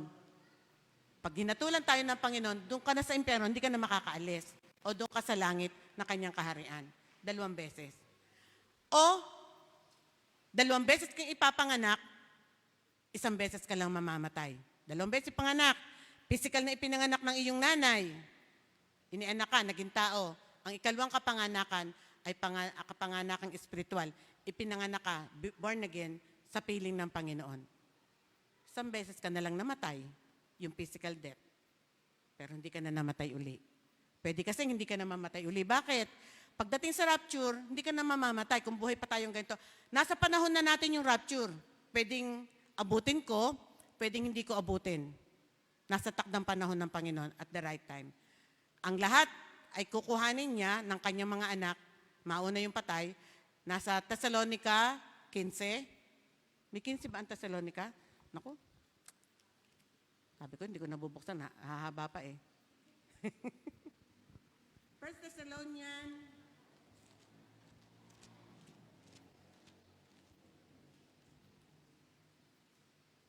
chapter 4. Buhay na nakakalugod, ang mga kapatid, ibig namin, verse 13, ang pagparito ng Panginoon. Malaman namin ninyo ang katotohanan. Sige na nga, babasahin ko na. Mga kapatid, pakinggan na lang kung hindi nyo kagad makita. Unang Thessalonica, chapter 4. Mga kapatid, ibig kong malaman ninyo ang katotohanan. Ang katotohanan tungkol sa mga namatay na, nang hindi kayo magdalamhating tulad ng mga taong walang pag-asa. Ang lahat ng anak ng Diyos ay buo ang pag-asa. Naniniwala tayong si Jesus ay namatay? Totoo. At muling nabuhay? Totoo din. Kaya naman, naniniwala tayong bubuhayin din ng Diyos ang lahat ng mamamatay na nananalig sa Kanya, kay Jesucristo, upang isama sa Kanyang kaharian. Itong aral ng, sinasabi ko sa inyo, itong aral na sinasabi ko sa inyo, pagparito ng Panginoon, tayong lahat na buhay ay pagparito ng Panginoon, tayong mga buhay ay hindi mauuna sa mga namatay. Sa araw na iyon, kasabay ng malakas na utos at tinig ng arkanghel at tunog ng trumpeta ng Diyos, bababa ang Panginoon mula sa langit. Bubuhayin muna niya ang mga namatay na nananampalataya kay Kristo, lahat ng believers. Pagkatapos tayo mga buhay, ay titipunin niya sa ulap at isasama sa mga binuhay upang salubungin sa papawirin ang Panginoon. Sa gayon, magiging kapiling na tayo ng Panginoon magpakailanman. Kaya nga, mag-aliwan kayo. May pag-asa sa Diyos. At least binasok sa 1 Thessalonians 4:15 o 13. Hindi ka dapat malungkot. Sa takdang panahon pa rin yun. At yun ang isa sa huling bago niya hatulan. O bago siya makipagdigma dito sa mundo at supilin niya ang lahat ng mga masasamang tao at makasalanan, ililigtas muna niya yung mga mananampalatayang katulad natin para hindi ka na matatakan. Pag kasi natatakan ka, hindi ka makakapasok sa langit. Ay kung ikaw ay may anak, hindi ka na dapat mag-isip kung paano ako maliligtas. Dapat hingi ka lang kaagad ng tawad sa Panginoon. Ganun lang naman kasimple. Humingi lang ng tawad sa Panginoon, ayos na eh. Pero ano nangyayari? Hindi na nagagawa yun kasi may mga maliliit silang anak. Uunahin niyang damputin ang kanyang anak. Kaya dapat laging alerto 24. Dapat laging tama ang relationship. Kahit ang mga bata ay inaakay na natin sa kanyang salita. Tutuloy ko po itong Epeso. Babalik ako. Kung merong spiritual blessing ang Diyos, meron din siyang reward sa mga spiritual blessing na yan. Kasama doon ang physical, spiritual blessing, inadapt ka, inampun ka ng Panginoon para maging kanyang anak. Ang isa pang blessing ay binuksan ng Panginoon ng ating isipan para magkaroon tayo ng pagkaunawa at karunungan, malaman natin ang mali at ang tama. Alam na ninyo ngayon pagka ayaw ng Panginoon kasi nakukonvict ka. Noon, kahit kinukonvict, sasabihin natin ay Lord, di ko naman po kaya eh. Hindi po ako Diyos. Pero ngayon, Lord, sorry, hindi kita nasunod kasi may conviction. Alam mo na mali. Bago ko sabihin o makita ang pagkakamali o ituwid ka, ang Diyos na mismo ang una nagsasabi sa ating espiritu na tayo ay mali. Kaya hindi na tayo kailangan pang paaminin. Kaya ang tao, itinuruan niya mag-encourage, ibangon ng kapwa mananampalataya, encourage na mamanatili sa pananampalataya. So yun ang ating ginagawa. Hindi i-condemn kasi para-pareho tayo nagkasala na pinatawad. Kaya ang itinuturo niya sa atin, encourage mo iyong kapatid na manatili sa pananampalataya. Pero ang magdisiplina, trabaho niya yon. Kaya kung tayo dinidisiplina, huwag maging bingi. Dahil hindi natin alam ang takdang panahon ng pagkuha niya sa atin. Sabi nga niyang mga ngaral, may takdang panahon ng isinilang, may takdang panahon ng pagkamatay. May takdang panahon ng pagpapalit ng gamit. Lahat ay may takdang panahon. Kung may takdang panahon ang Panginoon, laging stay close sa Diyos. Kasi hindi natin alam kung kailan ang ating buhay. Hanggat nabubuhay, may pagkakataong ka maligtas. Simpleng salita lang, Lord, patawarin mo po ako. Pero this time, maging sinseridad naman. Pahalagahan ang kaligtasang ibinigay ng Diyos. Kasi hindi madadaya ang Panginoon. Pag paulit-ulit na ginagawa, kahit sabihin din namin ng Lord, tulungan mo po aming kapatid, tulungan mo po aming kapatid. Mababasa naman ang Panginoon, hindi naman nagbabago eh. Kaya isang beses na sinabi niya na, Lord, tulungan niyo po ako, ayoko na po nito. Tsak! Kinuha na lang ang buhay. Kasi humingi ng tawad kaysa makita pa ng Panginoon yung pagtatagumpay.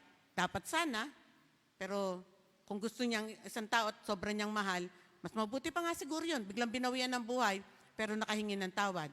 Kasi wala namang makakita talagang pagbabago eh. Kaya nga ang Diyos ay napakabuti. Kaya kung binibigyan ng pagkakataon, patunayan natin sa ating sarili, Lord, Ama, hindi ka nagkamali na ako ibinilang mo na iyong anak. Bakit ko sinabi sa Ama? Sapagkat sabi ni Jesucristo, Ama, lahat ng inilapit mo sa aking mga kamay at sa aking paanan, hindi ko pababayaan. Kaya ang Ama ang tumatawag, inilalapit tayo sa Panginoong Jesucristo at nangako ang Panginoong Jesucristo, hindi ko pababayaan kahit isa. Napakabuti ng Diyos. At para naman tayo magtagumpay, sabi ng ating talatang binasa, at bibigyan ko kayo ng garantiya. Ibibigay ko sa inyo ang Espiritu Santo. Ano? Mananatili ba sa kasalanan ng tao? Dapat hindi. Nakakahiya naman. Bakit? Tinatahanan na ng Espiritu Santo eh. Kaya pag hindi nababago, ikaw na lang magtanong sa ating sarili. Hindi kasi natin pinipili yung disiplina. Parang, minsan binabaliwala kasi yun ang buhay eh. Bukas na lang, ako hihingi ng sorry o kaya hindi, bukas talagang, para din yun yung pagpapayat. Bukas sisimulan ko, magreano na ako. Hindi na magbabawas ako ng kanin. Kinabukasan, ganun uli. Kaya paulit-ulit. Ay hindi nga natin madadaya ang Lord. Ang tandaan lang natin, may takdang panahon ang Panginoon sa lahat ng bagay. At the right time, kukuhanin niya tayo. At the right time, kukuhanin ka rin niya. At the right time, itinakdan niya ang iyong kaligtasan natin. Kaya tayo magpasalamat. Pero sa takdang panahon ding ito, sikapin natin na makasunod at pahalagahan ang kanyang ginagawa sa ating buhay. Sapagkat may panahon ang lahat ng bagay sa Diyos. Habang tayo nabubuhay, may pag-asa ka. Paano kung biglang kinuha? Mas malimit, ay natutulog at hindi na nagising. Pwede bang mangyari na nagsasalita ako ngayon, pag malalaman niyo bukas, patay na pala ako? Pwede bang mangyari yon? Pwede. Yun ang kanya itinakda eh. Dahil sasabihin natin, kagaya din ng pastor na kinuwento ko na isang linggo lang ba yun? Hindi, no, isa pa. Bata pa po yun. Pastor natin, inatake, patay. Sabi nga ng kanya mga anak, hindi ko po kayo mapapasalamatan, pero nagpapasalamat po ako sa mga kapatiran. Pag ikaw kasi hindi ka natatakot, lagi kang handa. At tayo ay binibigyan ng Panginoon ng paghahanda. Kaya habang nakakapakinig, gawin ang nararapat at ang tama, sapagkat binigyan tayo ng Panginoon ng kanyang kagandahang loob, kindness, ng kanyang kabutihan, ng kanyang biyaya, ng kanyang habag, ng kanyang kagandahang loob, ng kanyang katapatan. Lahat ibinigay niya sa atin. Kasi sinabi natin, dakila ka o Diyos. Kasi ibinigay na niya lahat. Wala na tayong pwedeng sabihin hindi niya sa atin ibinigay. Una niyang ibinigay yung kaligtasan eh. Ngayon ang ibinigay niya tinuturo niya sa atin dalisayin tayo. Kasi sabi ng Panginoon, dadalisayin ko kayo at makikita ko kayong walang kapintasan sa aking mga mata, ayon sa ating binasa. Kaya, katotohanan ang kanyang sinabi na meron langit siyang pagdadalan sa atin. Spiritually realm. Bakit? Kasi nakipag-isa ka kay Jesucristo, kaya makakatiyak ang dadaling kanya sa langit. Pero maging seryoso sa pakikipag-isa.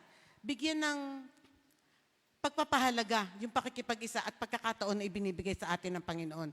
Sapagkat ginawa na niya ang pagliligtas bago pa nilikha ang sanlibutan. Hindi ka pa ipinapanganak at hindi pa magkakilala ang ama't ina mo, pero ikaw ay tinakda na ng Panginoon maging anak.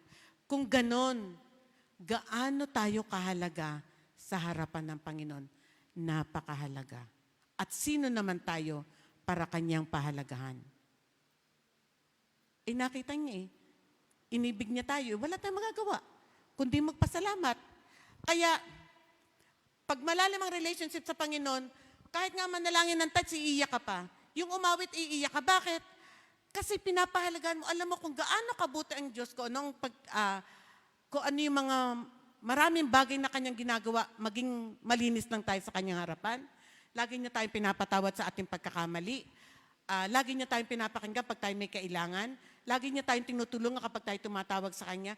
Pag ganito mo nakikita ang Panginoon, kulang ang salita para magpasalamat. Iiyak ka palagi. Bakit? Sapagkat mapalad na nakilala natin ang Panginoon at kinikilala tayo bilang Kanyang anak. At the right time, babalik siya. At the right time, magsusulit tayo sa Panginoon. Ayun na nga pala ang isang mabigat. Lahat, hindi pala mabigat. Isang pangyayari na dapat natin paghandaan. Ang bawat isa, ayon sa Hebreo 4:12, ay magsusulit sa Panginoon kung paano niya ginamit ang buhay na ipinahiram niya sa atin. Ngayon, sabi ng Roma, binasa natin kanina, kabilang kayo sa mga naligtas. Sabi rin ng Roma, sige, babasahin ko to. Maganda kasi ito. Alam mo, maganda pong aklat ng Roma. Ikaw ay malulugod o matutuwa ka sa mga kaparaanan ng Panginoon. Sabi ng Roma 8:29. Ang kaluwalhatian kasi sa atin, yung pagpapala. Doon ko sisimulan sa 8:23. Kung hindi nyo pa nabuksan, isulat na lang kaagad ay siguro mga page 196 sa inyo. Okay.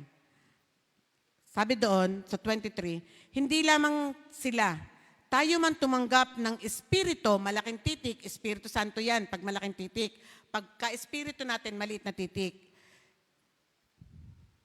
Bilang unang kaloob ng Diyos, ay napapahimutok samantalang hinihintay natin ang pag-ampon sa atin. Adoption ng Lord, yung binasa natin ngayon. Ang pagpapalaya sa ating lupang katawan. Ligtas na tayo sa inaasahan nating kaganapan nito. Ngunit, ang pag-asa ay hindi pag-asa kapag nakakita na ang inaasahan. Sapagkat sino ang aasa kapag nakakita na ito? Ngunit, kung umaasa tayo sa hindi pa natin nakakita, ito hinihintay natin ng buong tiyaga. Magtiyaga, kaunting panahon lang naman kasi may hangganan tayo. Itong virus na ito, iniisa-isa na nga ang mga tao masama't mabuti. Wala po yung pakundangan. Mabuti na lang may Diyos. Kapag kailangan mo pang mabuhay, kahit pa sabihing tumawag ka na ng gusto mong tawagin at gumawa ka na ng kasulatan, pag gusto kang buhayin ng Panginoon, mabubuhay ka. Pero kahit anong ibig nating buhayin, kapag gusto ka na niyang papahingahin, papapahingahin ka. Dahil ang Diyos, hindi na tayo kukonsultahin. Pero tayo dapat lagi magsasabi sa Kanya. Malaya tayong humingi, malaya tayong tumawag at magpakumbaba. Pero pakinggan natin siya kapag siya nagsasalita. Ang Kanyang nais, maging desidido tayo sa ating relationship. Dahil kahit nasaan tayo, kaya niya tayong kuhanin. Yung ate ko po, galing dito sa Kalawan, taga Parañaque siya Nag-prayer meeting kami noon. Ate Emma, nandun ka? Midweek natin, no? Prayer meeting at saka midweek namin. Yung po ipaglinggo, naririto sa Kalawan. Pero lagi po inauwi sa Parañaque kasi doon siya nakatira. Nung isang prayer meeting nga, Monday, ay kinabukasan kasi yun. Tama na, prayer meeting natin. Sabi ko, may meeting ang mga worker bukas. Dumating, kinabukasan. Ikaw uuwi lang niya ng Parañaque, gabi na nga siya dumating. Pagdating niya rito, sabi ko, ba't ka na rito? O sabi mo, may meeting. Ayun, nag-meeting tapos nanalangin. Parang prayer meeting na nga. Pagkatapos ng panalangin, sabi niya, uuwi ako. Mga 11:30 yon. Nagpumilit siyang umuwi. Piyesta noon ng Masiit. Nitong Masiit. Pag uwi niya, na-aksidente. Nabalitaan niyo siguro yon. Na-aksidente. Marami silang namatay. Na-aksidente siya. Galing yun sa gawain. Yung isa po nating pastor, nasa WIM siya, babae, galing din sa gawain. Pag uwi niya, galing sa Bible study sa Makati Church, na-rape pag uwi niya. Alam mo yun, Nes?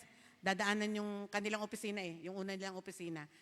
Yung kasing Makati noon ay puro patalahib. Pagdaan niya doon sa talahib, nahigit siya ng mga lalaki, ni-rape siya. Siya ay manganganta natin, praise and worship team. Pero siya ay naging pastor sa kabila ng kanyang naranasan. Alin ang gusto natin? Yung ganitong pangkaraniwan na ang patotoo natin gagamitin natin bilang papuri sa Panginoon o paranasin pa tayo ng mga bagay na hindi natin ibig. Pero ang lahat ng iyon, kapag nararanasan, ang Diyos ang nagbibigay ng katatagan. Doon sa mga binanggit ko po, kahit kami naiwan ni ate ng maaga kasi siyempre bigla, siya ang aming panganay, tapos may utang pa noon tayo, ang church, na babayaran. Hindi kami kaagad nakabayad. Pero pinatunayan ng Panginoon, kapag ako may kinuha, ako yung pumalit.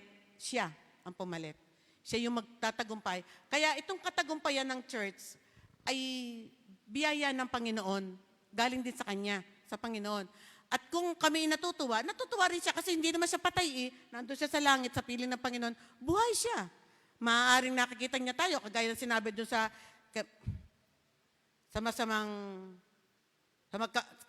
kay Lazaro.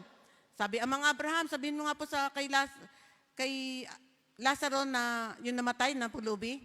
Sabi ng matanda mayaman, napuntahan yung aking mga kapatid kasi namatay na kasi yung matanda mayaman at saka si Lazaro. Sabi ni matandang mayaman, amang Abraham, sabihin nyo nga po kay Lazaro na namatay kasabay niya, puntahan yung mga kapatid ko sa lupa. Kasi may 5 po akong kapatid. Kaya ang patay na namatay na mananampalataya ay hindi patay. Ito lang ang namatay. Sabi niya, meron pa po akong 5 kapatid. Alam niya na meron siya 5 kapatid. Pangaralan po sila para hindi siya mapunta sa pinuntahan ko. Saan kaya siya pumunta? Kasi tinawag niya ang amang Abraham sa langit. Sa Abraham bosom. Nasaan siya? Para hindi mapuntahan ng mga kapatid ko kung nasaan ako. Nahihirapan siya. Di sa impyerno yun. Kasi ang nasa impyerno, buhay din. Kung nasa langit ay buhay, nasa impyerno ay buhay din. Para pag nagparusa, daman-daman natin. Napapunta ako dyan upang maging handa at the right time, dadalhin tayo ng Panginoon sa kanyang langit na bayan at the right time, dadalhin din tayo ng ating mga gawa sa kapahamakan na ating pinagbigyan o binigyan ng pagpapahalaga. Huwag kaligtaang dumalo, sabi mismo ng ating mga kasulatan. Huwag kaligtaang dumalo sa mga pagtitipon ng tungkol sa Panginoon. Bakit? Huwag kayong tumulad sa iba. Huwag kayong tumulad sa iba.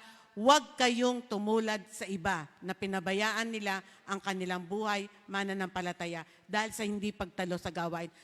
2 oras nga lang eh. Pag sila nagturo, 1 oras lang at kalahati. Pag ako po talagang 2 oras mahigit yan. Bakit? Buong maghapon, sa 7 araw, lahat atin tayo nasusunod. Yun na lang 2 oras, hindi pa maipagkaloob ng maayos na ito yung iniisip. So at the right time, sa takdang panahon, darating ang Panginoon at dadalhin niya ang kanyang mga anak, katulad ng ating binasa, at gagantimpalaan. Ngayon, may una ka ng gantimpala. Ano yun? Pinili ka na niya bago pa nilikha ang mundo at sinulat niya ang iyong pangalan sa aklat ng buhay. Kailan? Nung tinanggap mo si Jesucristo bilang Panginoon tagapagligtas. Ang sabi ng John 1:12, ikaw ngayon ay aking anak. Unang gantimpala. Ikalawang gantimpala, bibigyan kita ng karunungan at pagkaunawa. Ang dating mong isip na hindi makapag-decide, hindi alam ang tama at mali, ay gagawin kong makapangyarihan. Lalawak ang iyong pagkaunawa pag binasa mo ang Biblia, naintindihan mo. Bakit? Sabi ng Espiritu Santo, ituturo ko sa iyo ang hindi mo alam. Sino magtuturo? Yung Espiritu Santo ang ibinigay niya sa atin bilang garantiya na ikaw ay kanyang anak. Wala na tayong hahanapin. Nasa atin ng lahat. Ay naandyan nga Espiritu Santo sa loob ng ating puso. Hindi pa nga pinapakinggan. Mabuti nga napakabuti nila. Kasi kahit nagdidinay natin o kaya hindi natin sila pinapakinggan, hindi pa rin tayo iniiwan. Bakit nga tayo hindi iniiwan? Boy ka pa eh. Pero wag dumating ang takdang panahon ng ating pagsusulit. Dapat lahat tayo ay magtagumpay. Dahil yung mga walang relationship sa Diyos, talagang failed sila. Hindi na sayang ang dugo ng ating Panginoon na ibinubuo para sa atin, na siya rin nating aalalahanin ngayon. So, bukod doon sa tatak, bukod doon sa pagkakasulat sa atin sa aklat ng buhay, sa pagkilala natin, ang karunungan at pagkaunawa ay ibinigay ng Panginoon. Kasi sabi niya, get wisdom, get understanding. Hanapin mo ang karunungan, hingin mo yan, libre. Na inihingi sa Panginoon, sabi niya kay Timothy? Hindi.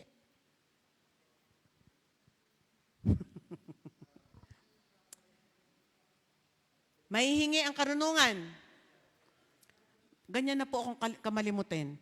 Ngayon, pero kahit na binigyan siya ng karunungan, sabi ng Panginoon, sabi niya sa Proverbs, hanapin din ninyo ang katwiran. Kasi yung katwiran na nagbibigay sa atin ng matinding desisyon, kailangan ko magbago.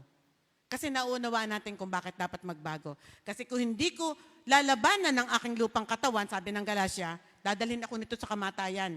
Pero kung lalabanan ko ito, dadalhin ako nito sa buhay na walang hanggan. Kaya dapat may isip, nararamdaman, at may talino tayo. Hindi tayo pagkukulangin ng Panginoon sa lahat ng bagay na ating kailangan. Bukod doon, sa mga pagpapalang yon, binigyan tayo ng Santong Espiritu ng ating Panginoon.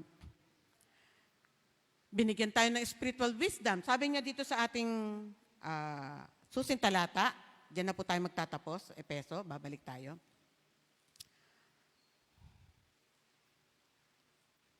Pag kasi nga ito binasa mo, hindi mo isasama ang ano eh.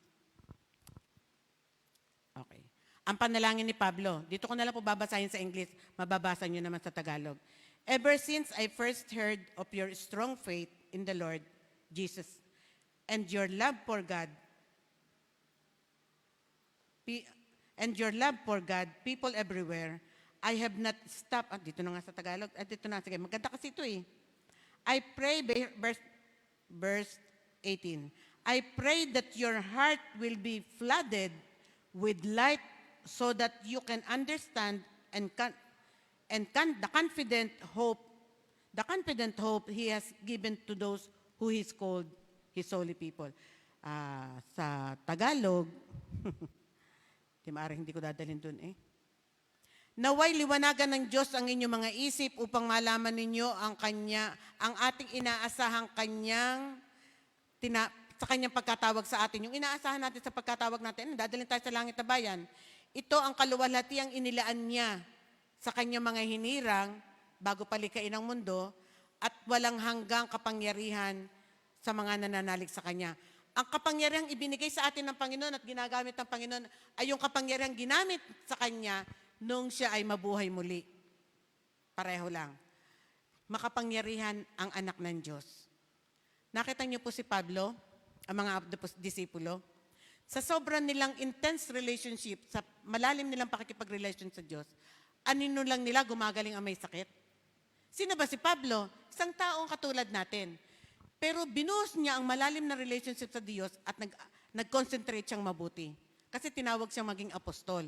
Tayo man ay tinawag na maging anak ng Diyos, kagaya ng binanggit ko kanina sa Roma chapter 1 verse 6. Tinawag din tayo na maging kanyang tagasunod. Kaya kung anong kapangyarihan meron kay Pablong ibinigay sa lahat ng disipulo, hindi yung pinawasan ng Panginoon ng ibigay sa atin. Pero nauunawaan ng Diyos na ang bawat isa ay may kapasidad ng kanyang kakayanan kung paano gagamitin. Pero yung kapangyarihan, iisa lang. Kaya nga ang tinatawag ko ang mga nasa ebanghelista o sa evangelism team, bumubuhay yan ng patay. Totoo naman. Kasi kaya nilang mangaral. Pag ikaw ay kaya mo mangaral at marunong ka magpatotoo, bumubuhay ka ng patay sa pamamagitan ng iyong patotoo. Kaya mo ba ang ginawa ni Pablo? Yes. Paano ang gamit mo? Anino mo? Hindi. Yung patotoo mo. Dahil sa patotoo natin, na katotohanan na nangyayari sa atin, sabi ng ating paligid, totoo ang sinabi niya. Pwede mo ba kaming isama dyan sa sinasamahan mo? Ganito na lang muna. Isama niyo muna kami sa panalangin. Hindi nila alam na lagi mo na silang ipinagpe-pray. Kaya pag sila pumunta na sa church, answer prayer ka na. Pag sila narito na at nakarinig na mabuting balita, sagot na ng Panginoon yun. Yung pagpapalago. Ang sagot lang natin, ipanalangin sila, alalayan at turuan. Pero yung lumago ang isang tao, sagot yan ng Panginoon. Hindi natin yan sagot. Kaya ang tao ay may pananagutan sa Diyos. Ang pananagutan lang natin ng mga tao ay gawin natin yung pag-alalay. Kaya walang dapat matakot na maging lingkod ng Panginoon at sumunod. Kasi simple lang naman ang kanyang inihingi. Ipatotoo mo ang ginawa ng Diyos sa iyong buhay. At marami ang makakakilala. Kung mapapatunayan nilang totoo.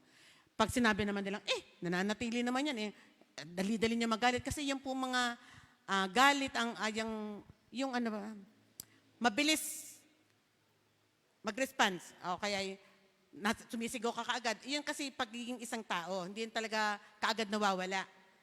Pero yan ay uti-uting napapawi, nakokontrol na natin. So hanggat hindi pa nakokontrol, sige lang, wag kang mawala, masiraan ng loob. Okay lang yon. Hanggat ikay nabubuhay, may pagkakataon, wag kang masiraan ng loob kahit na nagagalit.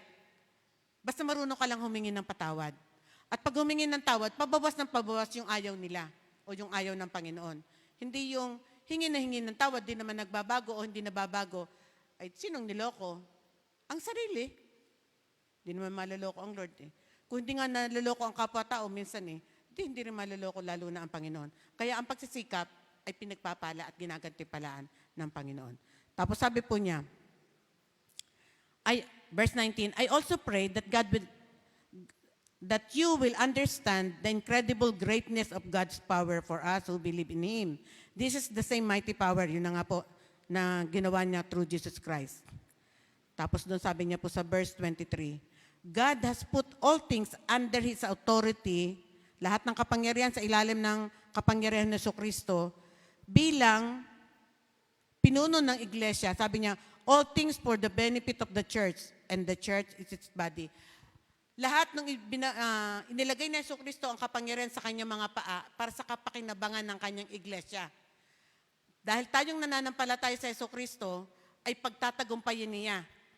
Kaya ang kanyang ginawang ilagay ang kapangyarihan at ang lahat ng bagay na kanyang pinagtagumpayan sa ilalim ng kanyang paa ay pakinabang natin na kanyang iglesia. Kasi napagtagumpayan niya, kaya sabi niya, napagtagumpayan ko na ang lahat ng bagay. Humayo kayo at mapapagtagumpayan niyo ang lahat ng bagay. Naniniwala ka? Na kaya niyang gawin yun sa iyo? Naniniwala ka na yan ang kanyang gagawin sa iyo? Naniniwala ka na sinabi niyang gagawin ko ang aking ibig sapagkat yon ang nagbibigay sa akin ng kaluguran. Yun ang kanyang sinabi sa kanyang salita. Lahat ng kanyang ginagawa ay kung ano yung nakakalugod sa Panginoon. At kaluguran ng Panginoon ang bawat isa sa atin. Pahalagahan natin ang ang pagkatawag ng Panginoon sa atin. Hindi man tayo kalugod-lugod, pero sinabi niya, you are pleasure, my great pleasure. Kaya yung pagtatagumpay natin, ang gantimpala ng Panginoon sa kanyang buhay, sa kanyang sarili, yung ating katagumpayan. Na nakinabang naman tayo pag tayo nagtagumpay.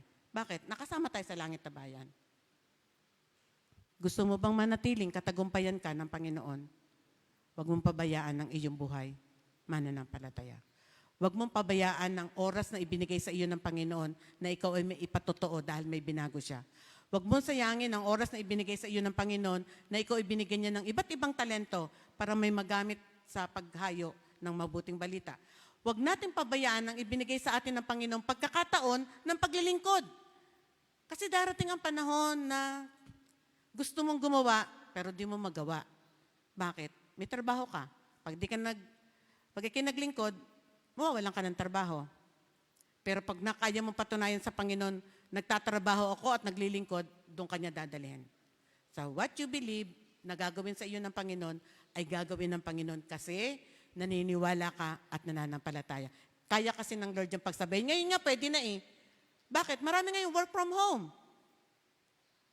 Diba noong mga nagtatrabaho, wala.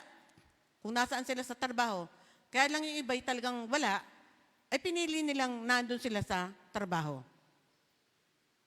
Pero pag pinriority mo ang Panginoon, priority ka rin niya.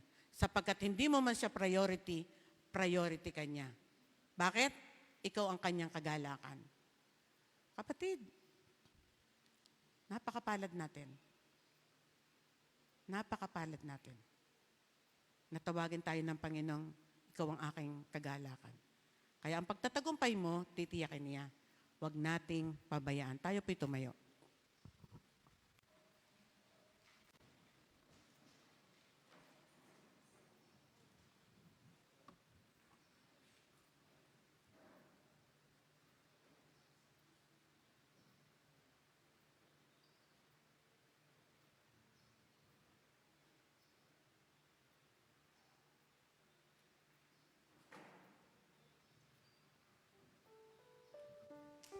Yung mga bina-Bible study, pakitaas nga po ng kamay. Yung pinupuntahan para turuan doon sa kanilang mga bahay. Yung mga pinupuntahan sa bahay para turuan, pakitaas po ng kamay. Yan.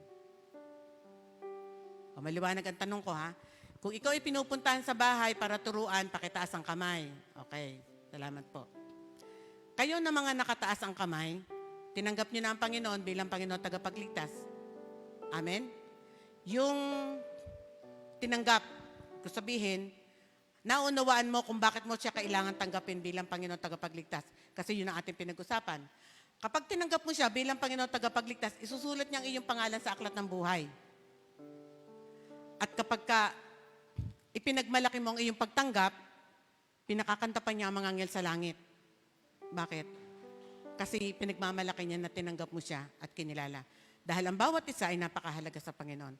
Kaya ako po itinanong, kung kayo may relationship na sa Panginoon, mananalangin tayo. Kung hindi mo pa siya tinatanggap ng seryoso sa buhay mo bilang Panginoon tagapagligtas, itaas ang kamay. Kahit di na kita papuntahin dito, taas mo lang ang kamay mo. Yung hindi ka pa naging seryoso, gusto ngayon seryoso ka na. Meron?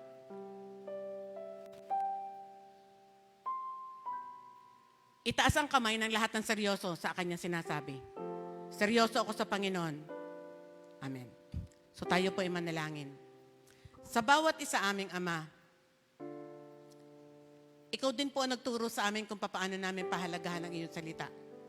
Ikaw din na nagbukas ng aming isip kung paano namin to kikilalanin, tatanggapin, at yayakapin.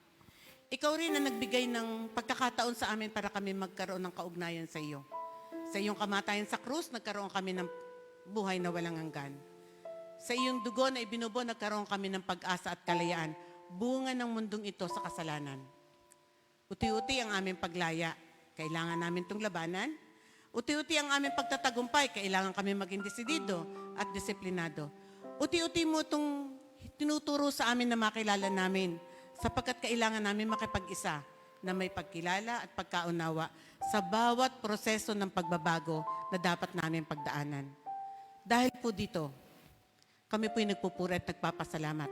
Naririnig ng aming tenga na maliwanag at nauunawa ng aming isipan.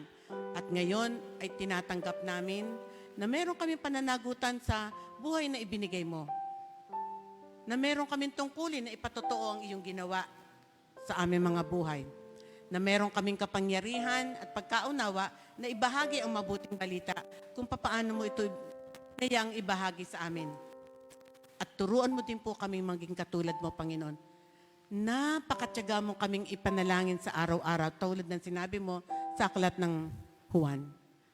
Ikaw ay laging dumudulog at ipinapanalangin mo kaming isa't isa sa iyong Ama sa Langit. Turuan mo din po kami na maging ganun din kami kadedicated sa pananalangin. Matuto naming ipanalangin, hindi lang yung mga gusto namin at mahal namin. Lalong higit, ang sabi mo nga po sa amin, ay ang mga nakasama ng loob sa amin. Samahan niyo nga po kami sa inyo pong pagdalisay at patnubayan at pagpalain.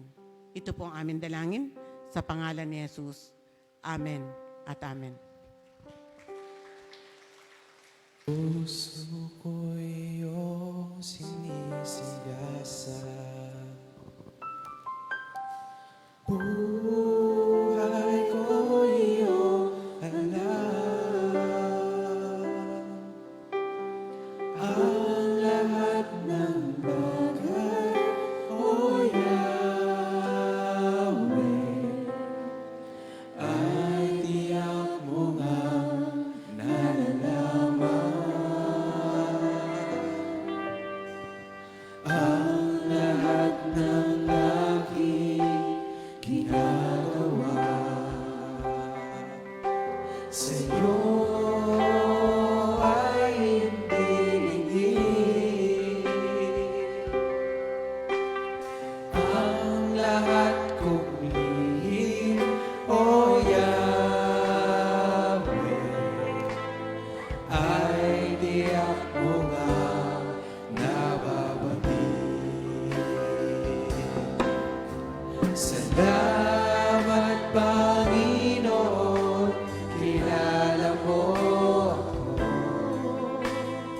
Ang lahat ng bagay ay dilingid sa'yo.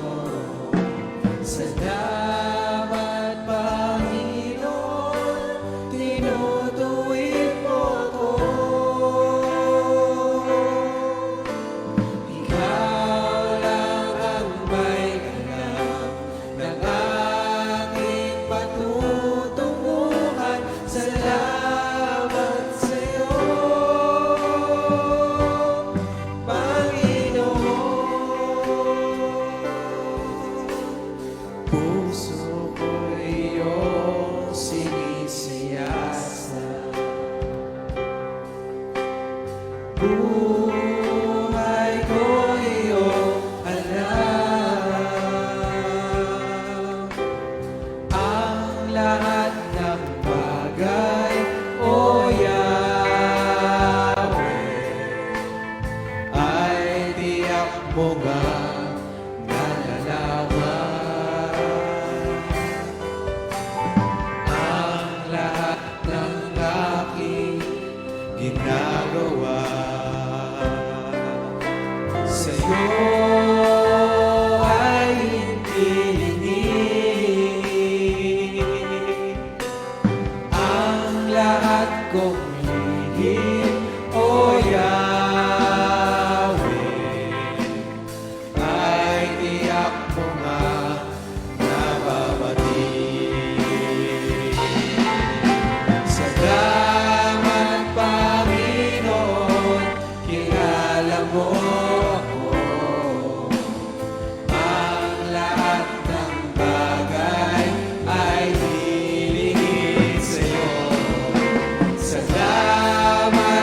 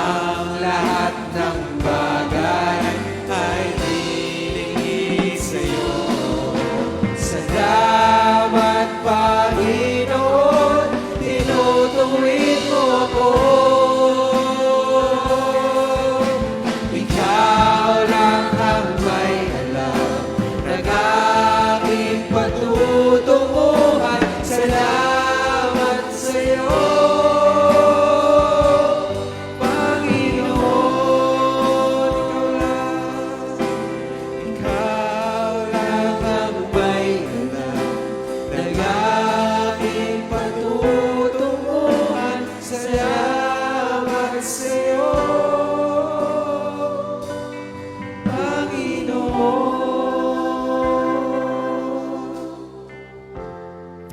Panginoon. Maraming pong salamat, Ama. Sa amin pong pagdulog ngayong umaga, sa banal na hapunan na amin pong aalalahanin na ikaw ay namatay para sa amin. Tunay na ikaw ay dakila. Tunay na ikaw ay napakabuti. Tunay na napakaganda na iyong kalooban. Tunay na iyong habag ay walang katapusan. Lagi naming maaasahan. At tunay na iyong kagandahang loob ay lagi makakamit na nagpapakumbaba sa iyo at nagpapasakop sa iyong kapangyarihan. Kaya't samahan mo po kami pagtagumpayin, patnubayan sa aming pagdulog sa banal na hapunan. Bilang iniutos mo na alalahanin namin, ito po ang aming sama-sama naming dalangin sa pangalan ni Jesus. Amen at amen.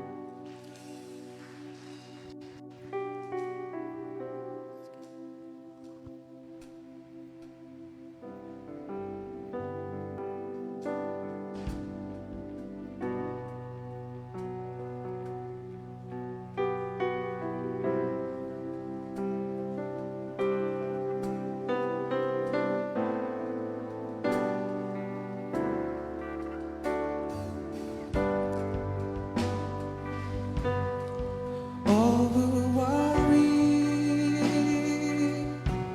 just come to the fountain. Dip your heart in the stream of life. Let the pain and the sorrow be washed away in the waves of His mercy. As deep cries out to Thee, we sing, Come, Lord Jesus, come. Come, Lord Jesus, come. All who are thirsty, all who are weak, come to the fountain.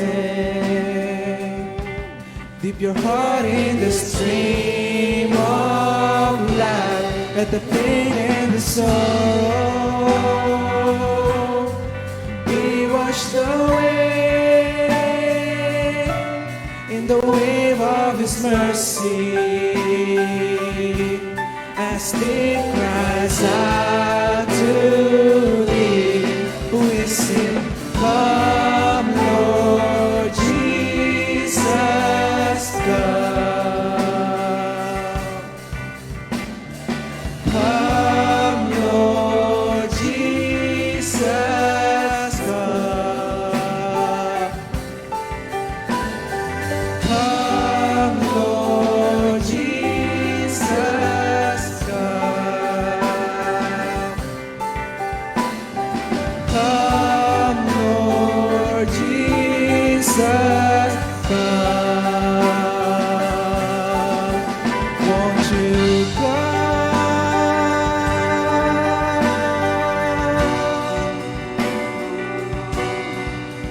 Won't you come? Nothing but your will for me. I am only free in you, God. Nothing but your will for me. I am only feel.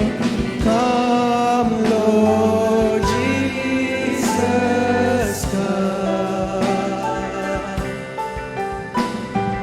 Come, Lord Jesus, come. Come, Lord Jesus, come. Come, Lord Jesus, come. Amen. Darating muli ang ating Panginoon. Matatagpuan niya tayong galak na siya hinihintay. Purihin ng Diyos. Lahat po ba ay meron na? Nang gabing ipinagkanulo ang Panginoon, dumampot siya ng tinapay at sinabi, itong aking katawan, inihandog sa inyo, gawin ninyo ito bilang pag-alala sa akin. Sabay-sabay po natin kaya ng tinapay.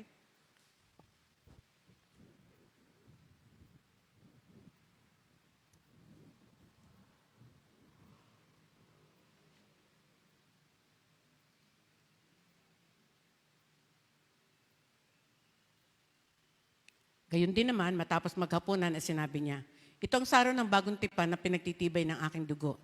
Gawin ninyo ito at inumin bilang pag-alala sa akin. Sabay-sabay po natin inumin. Patuloy ang bawat labi na magbigay ng papuri at pasasalamat. Ama, sa kapangyarihan ng iyong gawa at ng iyong salita, pinagtagumpay mo ang lahat at pagtatagumpayin mo ang lahat.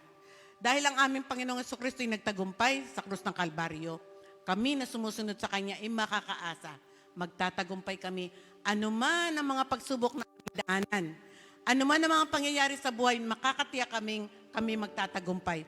Dahil nang ipinagkaloob mo sa amin ang katagumpayan. Subalit, kailangan namin supilin ang aming sarili. Katulad mo, sinupil mo, Panginoon, ang iyong sarili sa panahon ng iyong tentasyon. Ganon din, dapat naming labanan ang mga masasamang pita sa aming mga lupang katawang ito. Sapagkat ito magbubulit sa amin sa kapahamakan kung hindi namin ito susupilin.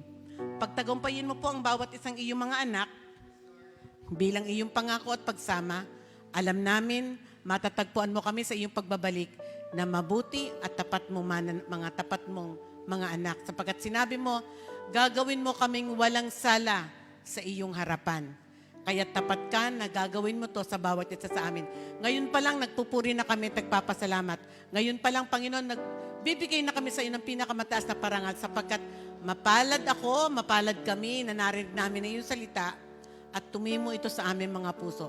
Pagindapatin mo nga, Ama, ang iyo pong mga anak na tinawag mo sa kanya-kanyang pangalan. Ito po ang aming pasasalamat sa pangalan ni Jesus. Amen at amen. God bless you po. Tayo umawit ng isang awiting pagtatagumpay. Amen.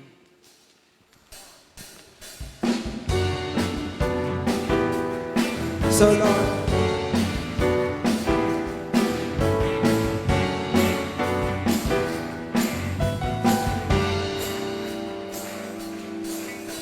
sinong hihigit sa iyong kapangyarihan? Sinong papantay sa iyong kadakilaan? Sa buhay ko'y tunay na naranasan ang iyong katapatan.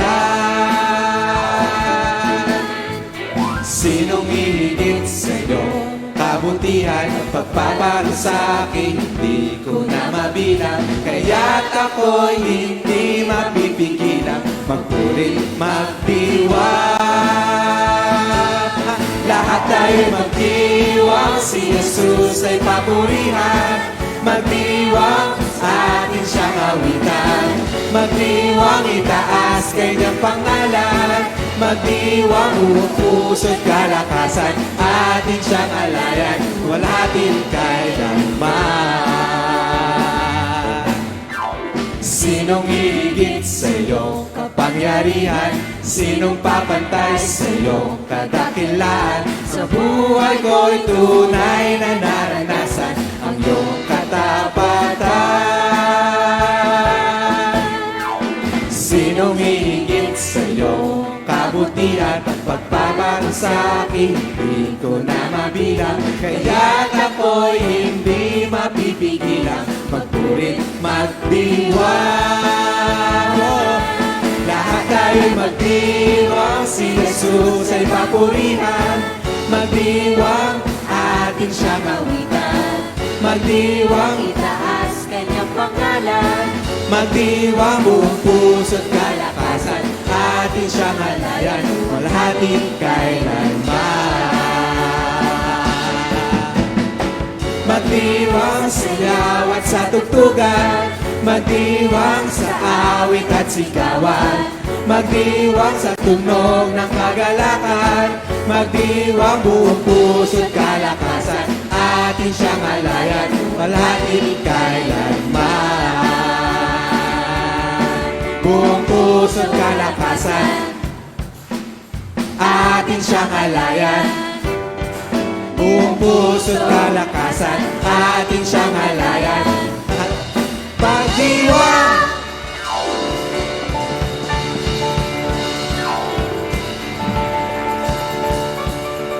Amen. Ama, pagpalain mo po ang iyong mga lingkod at ang iyong mga anak na tinawag sa pangalan. Basbasan mo sila ng iyong kapangyarihan, ang kapangyarihan ng Santong Espiritu na hindi mo ipinagkait sa bawat isa. Makita ng bawat mata, spiritually, ang bawat pagpapala mo, ang bawat kilos mo, ang bawat mong pagtutuwid, at ipagpasalamat ang iyong paggawa patungo sa aming kabanalan. Sapagkat ikaw, Diyos, ay mabuti at tapat, pagpalain mo't samahan ang inyong pong mga lingkod at mga anak. Ito po ang aming dalangin sa kapangyarihan ng Ama at ng Anak at ng Espiritu Santo. Amen at amen. God bless you po. Magandang umaga. Katapusan po ng Pebrero ang atin pong 35th anniversary.